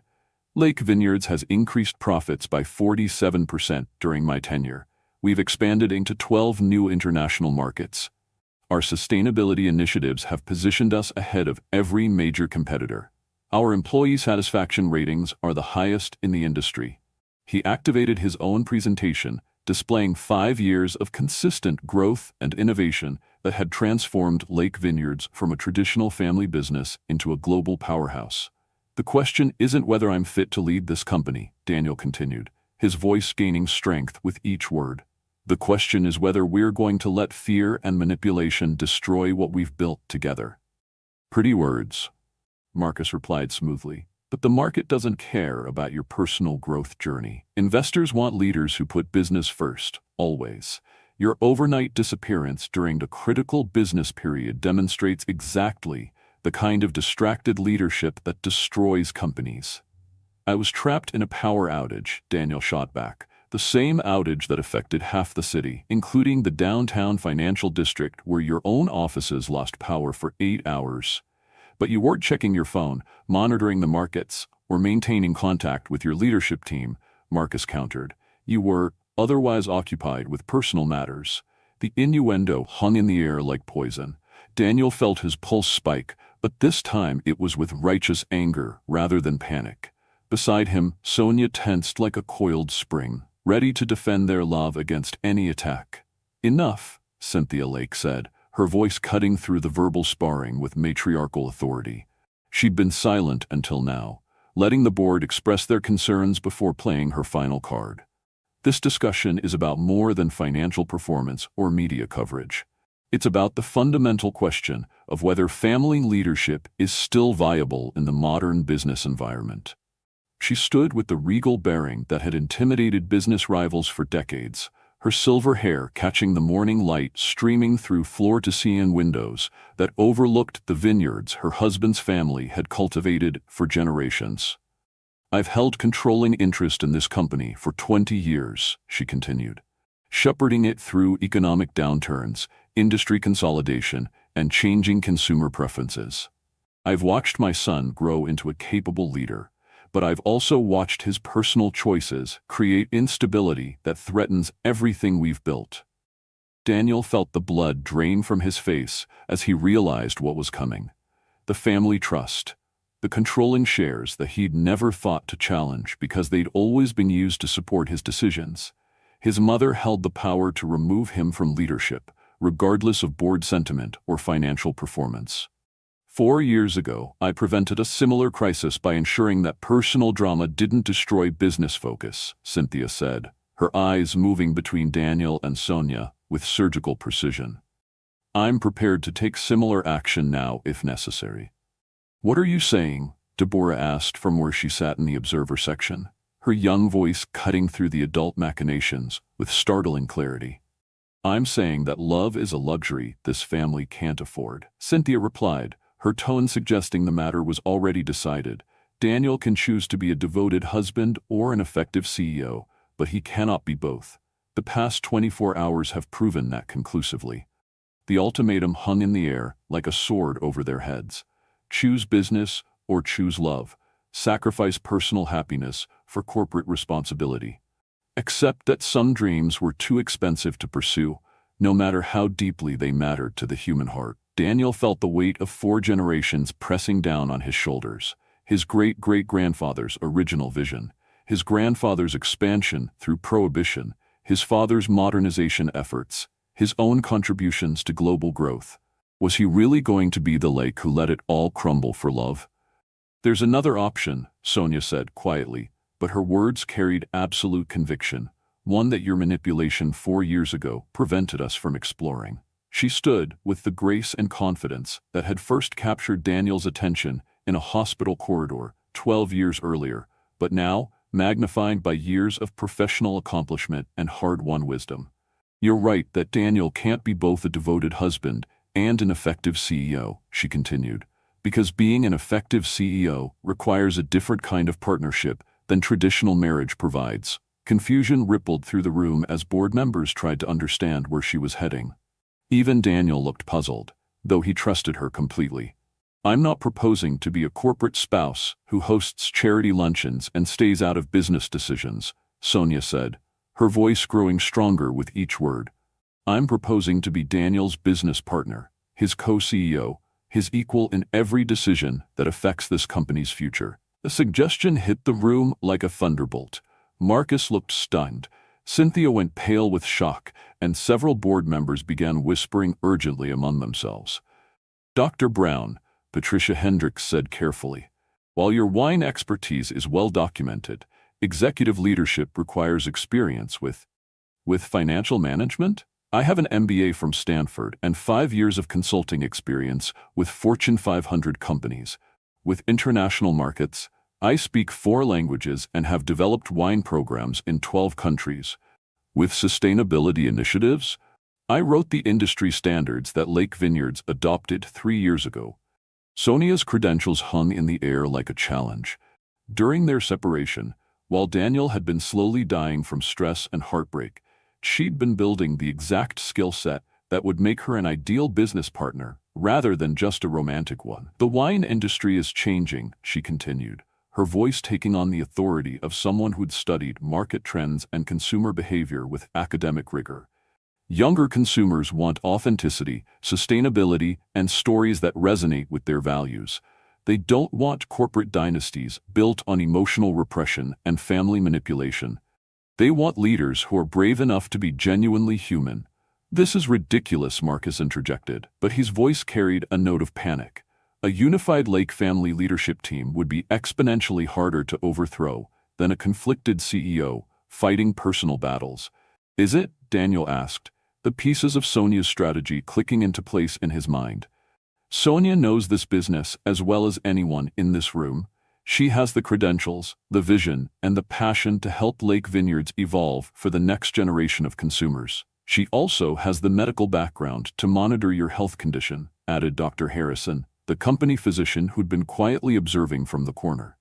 Your cardiovascular improvement, since reuniting with her, is the most dramatic I've seen in 30 years of practice. From a purely medical standpoint, her presence appears to be extending your life rather than threatening it. The momentum in the room was shifting. But Cynthia wasn't finished playing her cards. "Touching sentiment," she said coldly. "But business partnerships require legal structure, board approval, shareholder consent. You can't simply declare yourselves co-CEOs and expect." "Actually, we can," Deborah said, standing with the confidence of someone who'd been studying international business law in 3 different countries. "Under the revised family trust documents Dad signed 2 years ago, he has the authority to designate a business partner with full executive privileges, subject to board ratification." Daniel stared at his daughter in amazement. At 18, she'd understood the legal complexities of corporate governance better than most of the adults in the room. "You've been planning this," he said, and it wasn't an accusation, but a statement of admiration. "Someone had to," Deborah replied with a slight smile. "I got tired of watching my parents destroy themselves, trying to choose between love and legacy, when they could have both if they were smart enough to restructure the game." But before anyone could respond to this revelation, the conference room doors burst open with the force of crisis. Elizabeth Owen rushed in, her professional composure completely shattered, carrying news that would change everything. "The FDA," she gasped, trying to catch her breath. "They're here. Federal agents, health inspectors, full investigation team. Someone tipped them off about contamination in our European shipments. They're seizing inventory, freezing assets, threatening criminal charges." The room erupted in chaos as board members realized the magnitude of the crisis. An FDA investigation could destroy the company overnight, regardless of who was in charge. But Daniel felt a strange calm settling over him as he processed the implications. "Marcus," he said quietly, his voice cutting through the noise. "This is remarkably convenient timing for your takeover bid." Marcus's face had gone pale, but he maintained his composure. "I'm as shocked as anyone by this development. If there are quality control issues—" "There aren't," Sonia said, with absolute certainty. "I designed those quality protocols myself 3 years ago. Our European operations exceed every safety standard by significant margins." "Then why would the FDA?" Patricia Hendricks began, but stopped as understanding dawned on several faces around the table. "Corporate sabotage," Daniel said, the pieces falling into place. "Someone with access to our shipping manifests, our quality control documents, our European distributor relationships. Someone who could plant evidence and trigger an investigation timed perfectly to coincide with a hostile takeover." All eyes turned to Marcus, whose confident demeanor was cracking under the weight of accusation and legal implications. "You can't prove anything," he said, but his voice lacked conviction. "Maybe not," Sonia replied, "but we don't have to prove it to survive it. We just have to respond faster and more effectively than you expected." She turned to the board with the commanding presence of someone born for leadership. "Ladies and gentlemen, this company is under attack on multiple fronts: corporate, legal, and personal. You can choose leaders who will fight together as a unified team. Or you can trust your future to someone who just demonstrated his willingness to use federal agencies as weapons against his own industry." The choice was stark, immediate, and crucial. In the space of an hour, the board meeting had transformed from a referendum on Daniel's personal choices to a battle for the soul of American business ethics. "I move for an emergency vote," Patricia Hendricks said, her voice carrying new resolve. "All in favor of designating Sonia Brown as co-CEO with full executive authority to address this crisis." Hands began rising around the table, not all of them, but enough. Even in the face of federal investigation and media scrutiny, love and partnership were proving stronger than fear and manipulation. But as they prepared to face the FDA agents waiting downstairs, Daniel felt his chest tighten with more than just stress. This was the moment of truth, when all their declarations of unity would be tested by the harsh realities of legal warfare and corporate survival. The woman he loved was about to become his business partner in the fight of their lives. Together, they would either save his family's legacy or watch it burn while standing hand in hand. Either way, they would face the fire together. The federal agents waiting in Lake Vineyard's main lobby looked like harbingers of corporate apocalypse: dark suits, federal badges, evidence collection equipment that could dismantle a business empire within hours.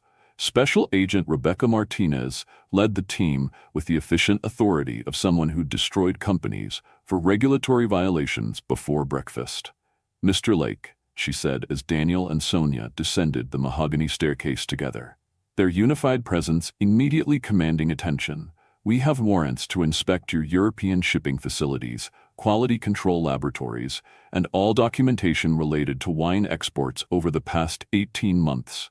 "Of course," Daniel replied calmly, though Sonia could feel tension radiating through his body. "We'll provide full cooperation. However, I should mention that our new co-CEO, Dr. Sonia Brown, designed the quality protocols you're investigating. She'll be handling the technical aspects of your inquiry." Agent Martinez's eyebrows rose slightly.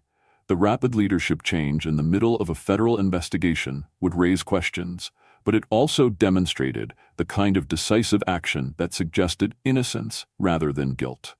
"Dr. Brown," the agent said, consulting her tablet, "your background shows extensive work in wine chemistry and international food safety standards. When did you last review the European shipping protocols?"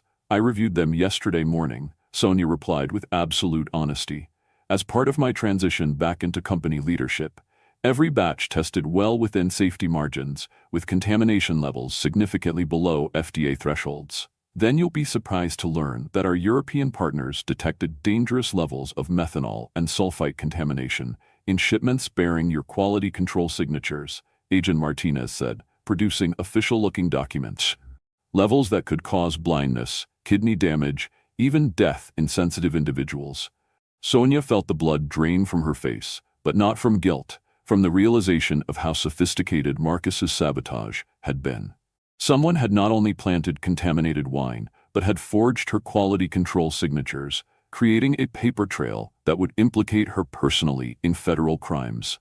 "Those signatures are forgeries," she said quietly but with absolute conviction. "I can prove it." "How?" Agent Martinez asked, clearly skeptical. "Because I'm left-handed with a distinctive grip pattern from a childhood injury, and I always use a specific type of blue ink for quality control signatures, archival-grade fountain pen ink that dates documents definitively. Anyone forging my signature would use standard ballpoint. And the pressure patterns would be completely wrong." The specificity of her answer gave Agent Martinez pause. Most guilty parties offered general denials or complex explanations. Innocent people provided verifiable facts that could be easily tested. "We'll need to examine the original documents," the agent said, "not photocopies. They're in the quality control laboratory," Daniel said, "which I assume is already being processed by your team." As if summoned by his words, Agent Martinez's radio crackled with updates from the laboratory team. The conversation was coded, but Sonia caught enough technical terminology to understand they were finding exactly what she'd predicted: forged signatures with wrong ink composition and suspicious pressure patterns. "There's something else," Sonia continued, her analytical mind working through the implications. "Methanol contamination doesn't happen accidentally in professional winemaking. It requires deliberate addition of industrial alcohol to finished product. Our fermentation process makes natural methanol contamination virtually impossible." "Meaning?" Agent Martinez asked. "Meaning someone with detailed knowledge of our shipping schedules, quality control procedures, and European distribution network deliberately sabotaged specific shipments after they left our facility, but before they reached European customs," Daniel said. The pieces clicking together in his mind. "That's a very specific accusation," Agent Martinez observed. "It's also easily provable," Sonia replied. "Our GPS-enabled containers log temperature and chemical data every 15 minutes. The digital records will show exactly when and where contamination occurred." Marcus Freed, who had followed them downstairs with several board members, looked increasingly uncomfortable as the conversation progressed.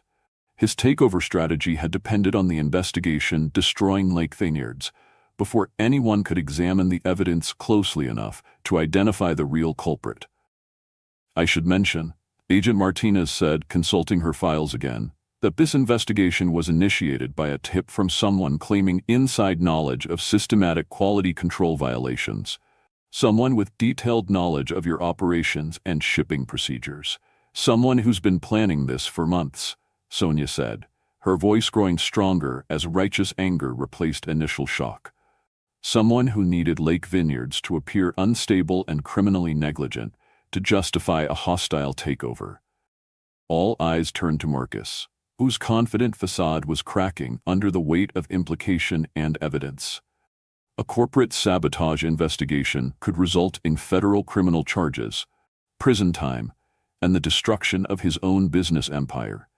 "These are wild accusations," Marcus said, but his voice lacked conviction. "Just because the investigation is inconvenient for your personal reunion doesn't mean—" "Actually," Agent Martinez interrupted, "the anonymous tip specifically mentioned that quality control violations were being covered up by romantic entanglements between leadership. Those were the exact words used." The phrase hung in the air like an indictment. Only someone intimately familiar with Daniel and Sonia's relationship would have used such specific language, and only someone with malicious intent would have connected personal relationships to business violations. "We'll need to interview Mr. Freed separately," Agent Martinez said, her tone shifting from investigative to prosecutorial, "along with anyone else who had access to shipping schedules and quality control documentation." Marcus's face went pale as he realized his elaborate scheme was unraveling faster than he could control. Federal agents didn't make casual requests for interviews. They were preparing to build a criminal case. "I want my lawyer," Marcus said, the words of someone who knew they were about to be arrested. "Probably wise," Agent Martinez replied dryly. As FBI agents escorted Marcus away for questioning, Sonia felt Daniel's hand find hers, their fingers intertwining with the natural ease of partners who'd survived their first crisis together. The federal investigation that had threatened to destroy them was instead revealing the truth about who had been manipulating their family for months. "The contaminated shipments," Agent Martinez continued, "will lead complete documentation of your shipping procedures, quality control protocols, and any security measures that might have been compromised. Our head of security maintains detailed logs," Daniel said, "including surveillance footage from our shipping facilities and digital records of everyone who accessed quality control systems over the past 6 months. We'll also need those GPS shipping logs Dr. Brown mentioned," Agent Martinez said. "If contamination occurred after shipping, those records will be crucial evidence in any criminal prosecution." As federal agents began the complex process of evidence collection, Sonia realized something remarkable was happening. Instead of defending themselves against false accusations, they were actively helping build a case against the real criminals. Instead of being torn apart by crisis, their partnership was being strengthened by working together under pressure. "Your heart rate," she murmured to Daniel during a brief moment alone. "How are you feeling?" "Strong," Daniel replied, and meant it. "For the first time in years, I feel like we're fighting for something worth protecting, rather than just trying to survive." The investigation continued for 6 hours, but with each piece of evidence collected, the case against Marcus Freed grew stronger, while Lake Vineyards emerged as the victim of elaborate corporate sabotage rather than the perpetrator of quality control violations. By late afternoon, Agent Martinez was ready to provide preliminary conclusions. "Based on our investigation," she announced to the assembled leadership team, "Lake Vineyards appears to have been the target of sophisticated corporate sabotage, designed to coincide with a hostile takeover attempt. The contamination occurred after shipment, the quality control signatures were forged, and the anonymous tip contained information that could only have come from someone involved in the sabotage." Relief flooded through the room, but Sonia knew the real test was still coming. Surviving federal investigation was one thing. Rebuilding investor confidence and market share would require sustained effort and flawless execution. However, Agent Martinez continued, "The investigation has revealed significant security vulnerabilities in your shipping and quality control procedures. We're recommending immediate implementation of enhanced safety protocols to prevent future sabotage attempts." "Dr. Brown will oversee those improvements," Daniel said immediately. "Her background in food safety and quality control makes her uniquely qualified to design systems that can withstand both regulatory scrutiny and corporate espionage." "Agreed," said Patricia Hendricks, speaking for the board. "The vote confirming Dr. Brown as co-CEO is now more relevant than ever." We need leadership that can navigate both business operations and regulatory compliance. As federal agents packed their equipment and prepared to leave, Cynthia Lake approached Daniel and Sonia with an expression that mixed defeat, respect, and something that might have been pride. "I underestimated you both," she said quietly. "I thought protecting the family business required sacrificing personal happiness. I was wrong." The admission cost her visible effort, but it also opened the door to healing that had seemed impossible just hours earlier. "I spent 4 years trying to protect this company from the stress of your relationship," Cynthia continued. "I never considered that your relationship might actually make the company stronger." "Fear makes people weaker," Sonia said gently. "Love makes them stronger, more creative, more willing to fight for what matters." That's true in business, just as much as in personal life. "I suppose I'll have to learn new ways of protecting what I love," Cynthia said, and for the first time in years, she sounded like a mother rather than a corporate strategist. As the sun set over the vineyards that evening, Daniel and Sonia stood on the terrace of the estate house, watching the golden light paint the grapevines in shades of hope and possibility. The crisis that had threatened to destroy them had instead revealed the strength of their partnership and the weakness of their enemies. "So," Daniel said, his arm around Sonia's waist as they surveyed their domain. "Co-CEO Brown, what's our first strategic initiative?" "Rebuilding trust," Sonia replied without hesitation. "With investors, with distributors, with consumers who saw the headlines, but not the resolution. We need to show them that Lake Vineyards isn't just surviving this crisis. We are emerging stronger because of it." "And personally?" Daniel asked, turning to face her fully. "What's our first strategic initiative as partners in life as well as business?" Sonia smiled, the expression lighting up her face with joy that had been absent for too many years. "Getting married again, properly this time, with no secrets, no manipulation, and no outside interference. Just us, choosing each other with full knowledge of what that choice means." "I like that strategy," Daniel said, pulling her closer. "Though I should warn you, marrying a co-CEO might be more complicated than marrying a billionaire wine mogul." "Good thing I like complicated," Sonia replied, reaching up to kiss him as the sunset painted the sky in shades of wine and promise. In the distance, they could see Deborah approaching from the guest house, her laptop bag slung over her shoulder and a smile on her face that suggested she'd been monitoring news coverage of their triumph. At 18, she was already proving herself as strategic and determined as both her parents combined. The European markets are responding positively to the news about the sabotage investigation, she called out as she joined them on the terrace. Stock prices are recovering, and 3 distributors who canceled orders this morning are requesting meetings to restore their contracts. "Excellent work," Sonia said, including their daughter in their embrace. "What's your assessment of our long-term strategic position?"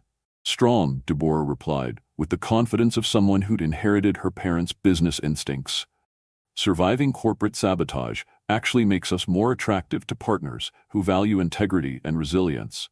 Plus, having co-CEOs who are also marriage partners creates a unique market position, authentic family leadership in an industry built on tradition and relationships." Daniel marveled at his daughter's sophisticated analysis. At 18, she understood business dynamics that some executives never grasped. The importance of authentic leadership, the value of personal integrity in professional relationships, the strength that came from unity rather than conflict. "There's one more thing," Deborah added, her tone becoming more serious. "I've been offered early admission to the MBA program at Stanford, with a concentration in family business management and international wine marketing." "That's wonderful," Sonia said immediately. "Though I'll miss having you close by as we rebuild."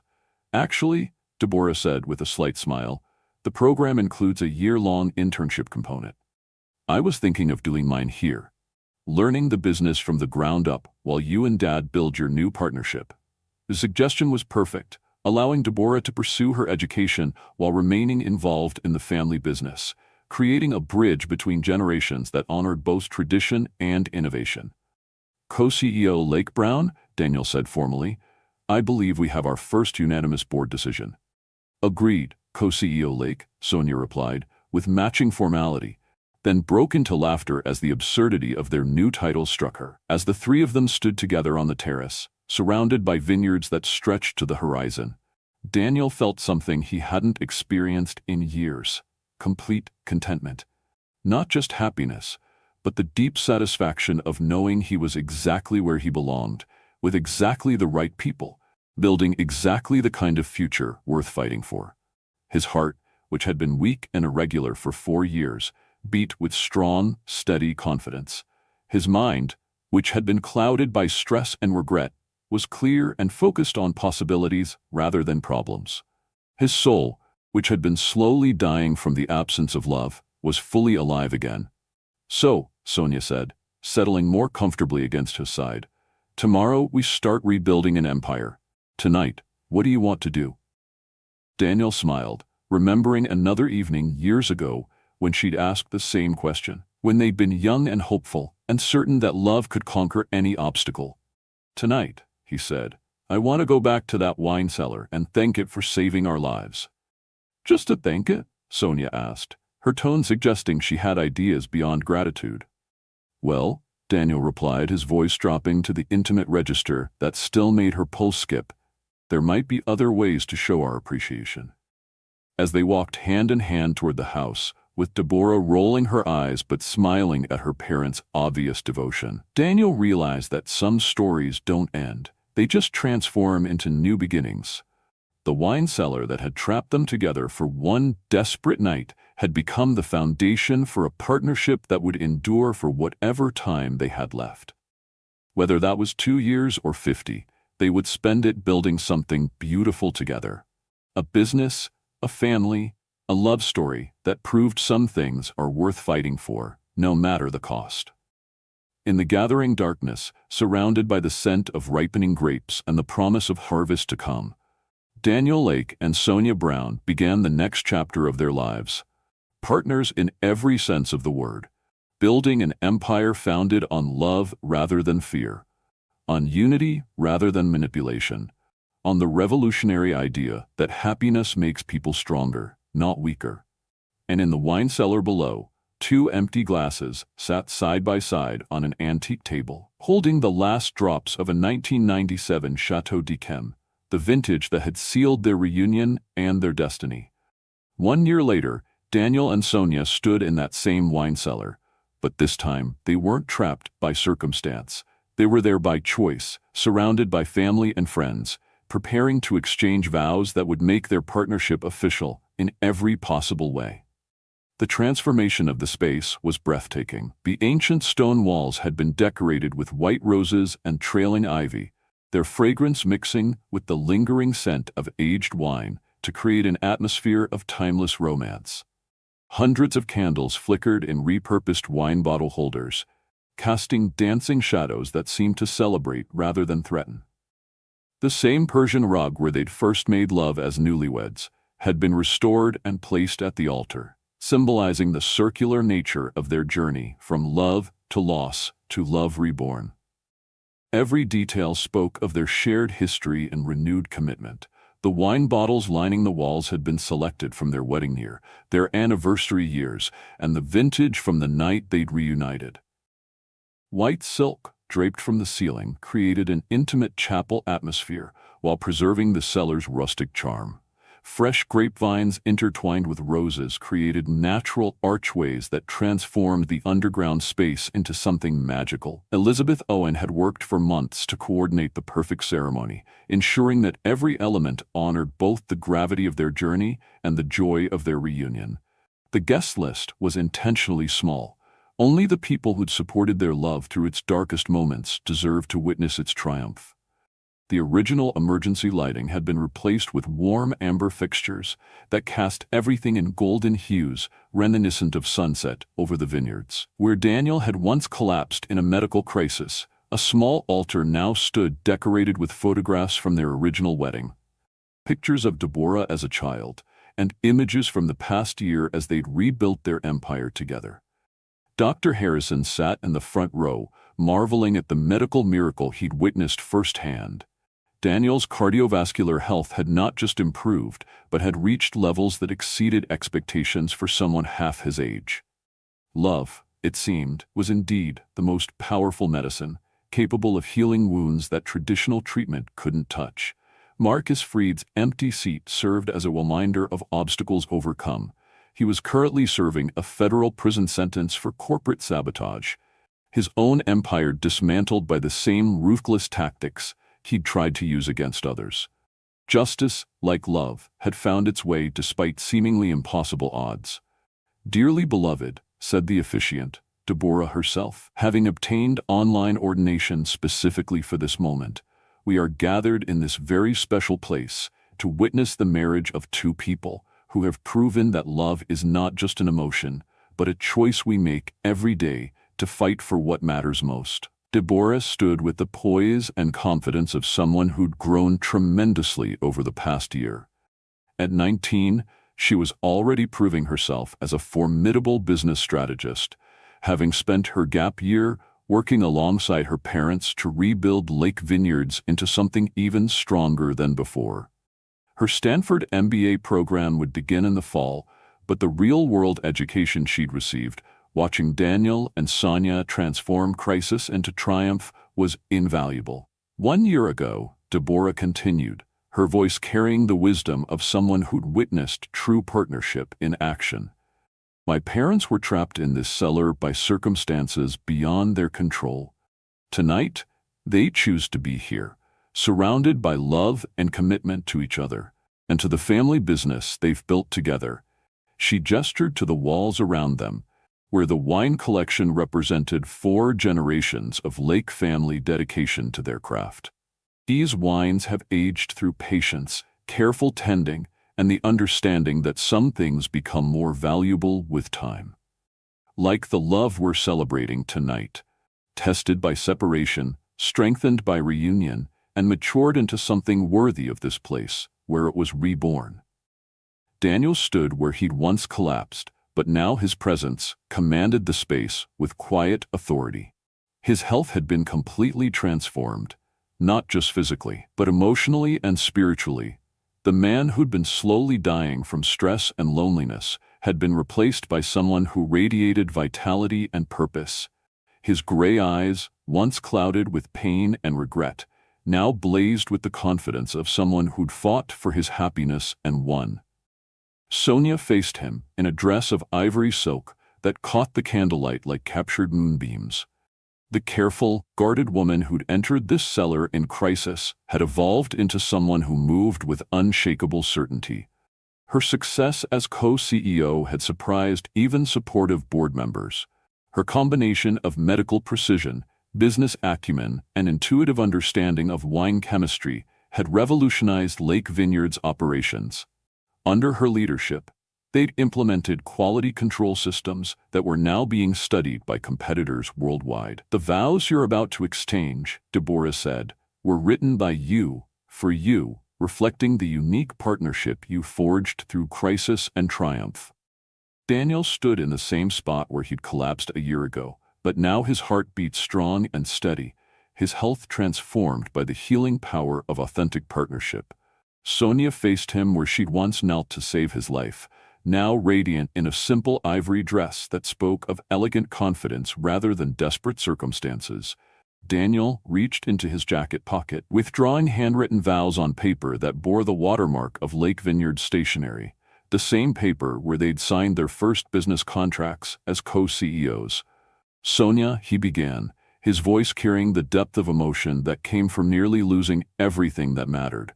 "1 year ago in this very spot, you saved my life with your medical skill and your unwavering determination. But you did more than restart my heart. You reminded me what it felt like to be fully alive." His hands were steady as he spoke, no longer trembling from medication or weakness, but strong with the confidence of someone who'd found his true purpose.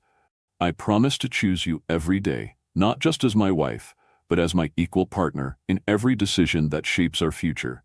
I promise to fight alongside you, instead of trying to protect you from the battles that matter. I promise to trust your strength, your wisdom, and your instincts, because together we are more than either of us could ever be alone." He paused, looking into her eyes with the intensity that had first captured her heart 12 years ago in a hospital corridor. I promise to age like the wines that surround us, becoming deeper, more complex, and more valuable with every year we share. And I promise that no matter what obstacles we face, no matter what forces try to divide us, I will choose love over fear, partnership over pride, and truth over convenience, for whatever forever we can build together. Sonia took her own vows from her purse, written on the same stationery, her handwriting neat and precise like the medical charts she'd once maintained. "Daniel," she said, her voice steady despite the tears that sparkled in her eyes, "you taught me that love isn't about finding someone safe, it's about finding someone worth taking risks for. You showed me that the most dangerous thing isn't opening your heart, but keeping it closed against the connection that gives life meaning." She looked around the candlelit cellar, remembering the desperate night that had changed everything. "I promise to be your partner in business and in life, bringing all my skills, all my knowledge, and all my dedication to the empire we're building together. I promise to trust your vision while contributing my own, to support your dreams while pursuing my own, and to remember that the strongest partnerships are built on mutual respect, rather than romantic sentiment alone." Her voice grew stronger as she continued, carrying the authority of someone who'd discovered her own power. "I promise to choose courage over comfort, growth over safety, and authentic love over convenient alternatives. I promise to fight for our family, our business, and our future with the same determination I used to save your life in this cellar. And I promise that whatever challenges we face, whatever time we have together, I will love you with the fullness of who I am, not just who I think you want me to be." The vows hung in the air like sacred promises, witnessed by the wine collection that represented generations of Lake family commitment to excellence and endurance. Deborah smiled as she prepared to complete the ceremony. "Daniel, do you take Sonia to be your wife, your business partner, your equal in all things, promising to choose love over fear, unity over manipulation, and truth over convenience, for whatever time you have together?" "I do," Daniel said, his voice carrying absolute conviction. "I choose you, Sonia Brown, every day for the rest of my life." "Sonia," Deborah said, "do you take Daniel to be your husband, your business partner, your equal in all things, promising to choose courage over safety, partnership over independence, and love over all obstacles that may try to divide you?" "I do," Sonia replied, tears of joy streaming down her face. "I choose you, Daniel Lake, every day for whatever forever we can build together." They exchanged rings, not expensive symbols of wealth, but simple gold bands engraved with the coordinates of the wine cellar where their love had been reborn, along with the date of both their original wedding and this renewal of commitment. As they kissed to seal their marriage, the assembled guests erupted in applause that echoed off the stone walls like music. The kiss itself was different from their desperate reunion a year ago. No longer driven by fear of loss or the intoxication of rediscovery, but grounded in the deep security of two people who'd tested their love against every possible obstacle and emerged victorious. It was the kiss of partners who knew exactly what they were choosing and why it mattered. Cynthia Lake, sitting in the front row, wiped tears from her eyes as she watched her son claim the happiness she'd once tried to deny him. The past year had humbled her pride and taught her that protecting family sometimes meant letting go of control, rather than tightening it. She'd watched Sonia transform Lake Vineyards with innovations that Cynthia's traditional methods never could have achieved. And she'd witnessed Daniel flourish under the partnership model that she'd once seen as weakness. "I was wrong," she'd told them privately before the ceremony. "I thought strength meant standing alone, making hard choices without emotional influence. I never understood that the strongest leaders are those brave enough to love completely while building something worthy of that love." Beside her, Elizabeth Owen beamed with satisfaction at having unknowingly facilitated the greatest love story in Lake family history. Her decision to give Sonia the security codes that night had been purely practical, but it had resulted in saving not just Daniel's life, but the soul of the entire family business. Isaac Cross, who had become an unexpected friend after their broken engagement, raised a glass of Lake Vineyard's finest vintage in tribute to love that had proven stronger than convenience. His presence at the wedding spoke to the maturity of all involved. No bitterness, no regret, just genuine happiness for people who'd found their true partnership. "To love that's worth fighting for," he said when called upon for a toast, and to friends wise enough to choose their hearts over their fears. Patricia Hendricks and the other board members watched with the satisfaction of investors who'd backed the right team. Lake Vineyards had posted record profits under the co-CEO leadership structure, proving that authentic partnership created better business results than traditional hierarchy. The company's stock price had not only recovered from the crisis, but had reached all-time highs as investors recognized the strength of unified leadership. "Ladies and gentlemen," Deborah announced as the ceremony concluded, "may I present Daniel and Sonia Lake, co-CEOs of Lake Vineyards, and proof that some love stories are worth waiting for." The celebration that followed was intimate but joyous, featuring wines from their personal collection and food prepared by the estate's chef using ingredients grown on their own property. Every detail reinforced the theme of partnership and shared creation, from the flowers grown in Sonia's newly planted garden to the custom wine blend created specifically for their wedding night. As guests mingled in the main house, sharing stories and toasting the couple's triumph over adversity, Daniel and Sonia lingered in the wine cellar for a few private moments, holding hands in the space that had transformed their lives. The cellar looked different now, not just because of the wedding decorations, but because they saw it through the lens of victory rather than crisis. The emergency lighting that had once seemed harsh and unforgiving now cast warm shadows that spoke of survival and renewal. The wine racks that had witnessed their desperate reunion now stood as monuments to endurance and patience. "Any regrets?" Daniel asked, thinking of the path that had brought them here. The years of separation, the corporate battles, the family drama that had nearly destroyed them. "Only one," Sonia replied, her smile taking any sting out of the words. "I regret that it took us so long to realize that fighting together is always better than suffering apart." They'd installed a small bronze plaque on the wall where Daniel had collapsed, engraved with simple words, "Where love conquered death and family was reborn. Daniel and Sonia Lake, partners in all things, November 15th, 2024. The plaque also included a small shelf holding 2 wine glasses, the original tumblers they'd used to share the 1997 Chateau d'Yquem that had sealed their reunion. Those glasses would remain there as a reminder that some moments are too precious to forget, too powerful to diminish with time. "So, Mrs. Lake," Daniel said, the title still feeling wonderfully new on his tongue, "what's our next strategic initiative?" "Mr. Lake," Sonia replied with mock formality, "I believe our next initiative is to go upstairs and celebrate with our family.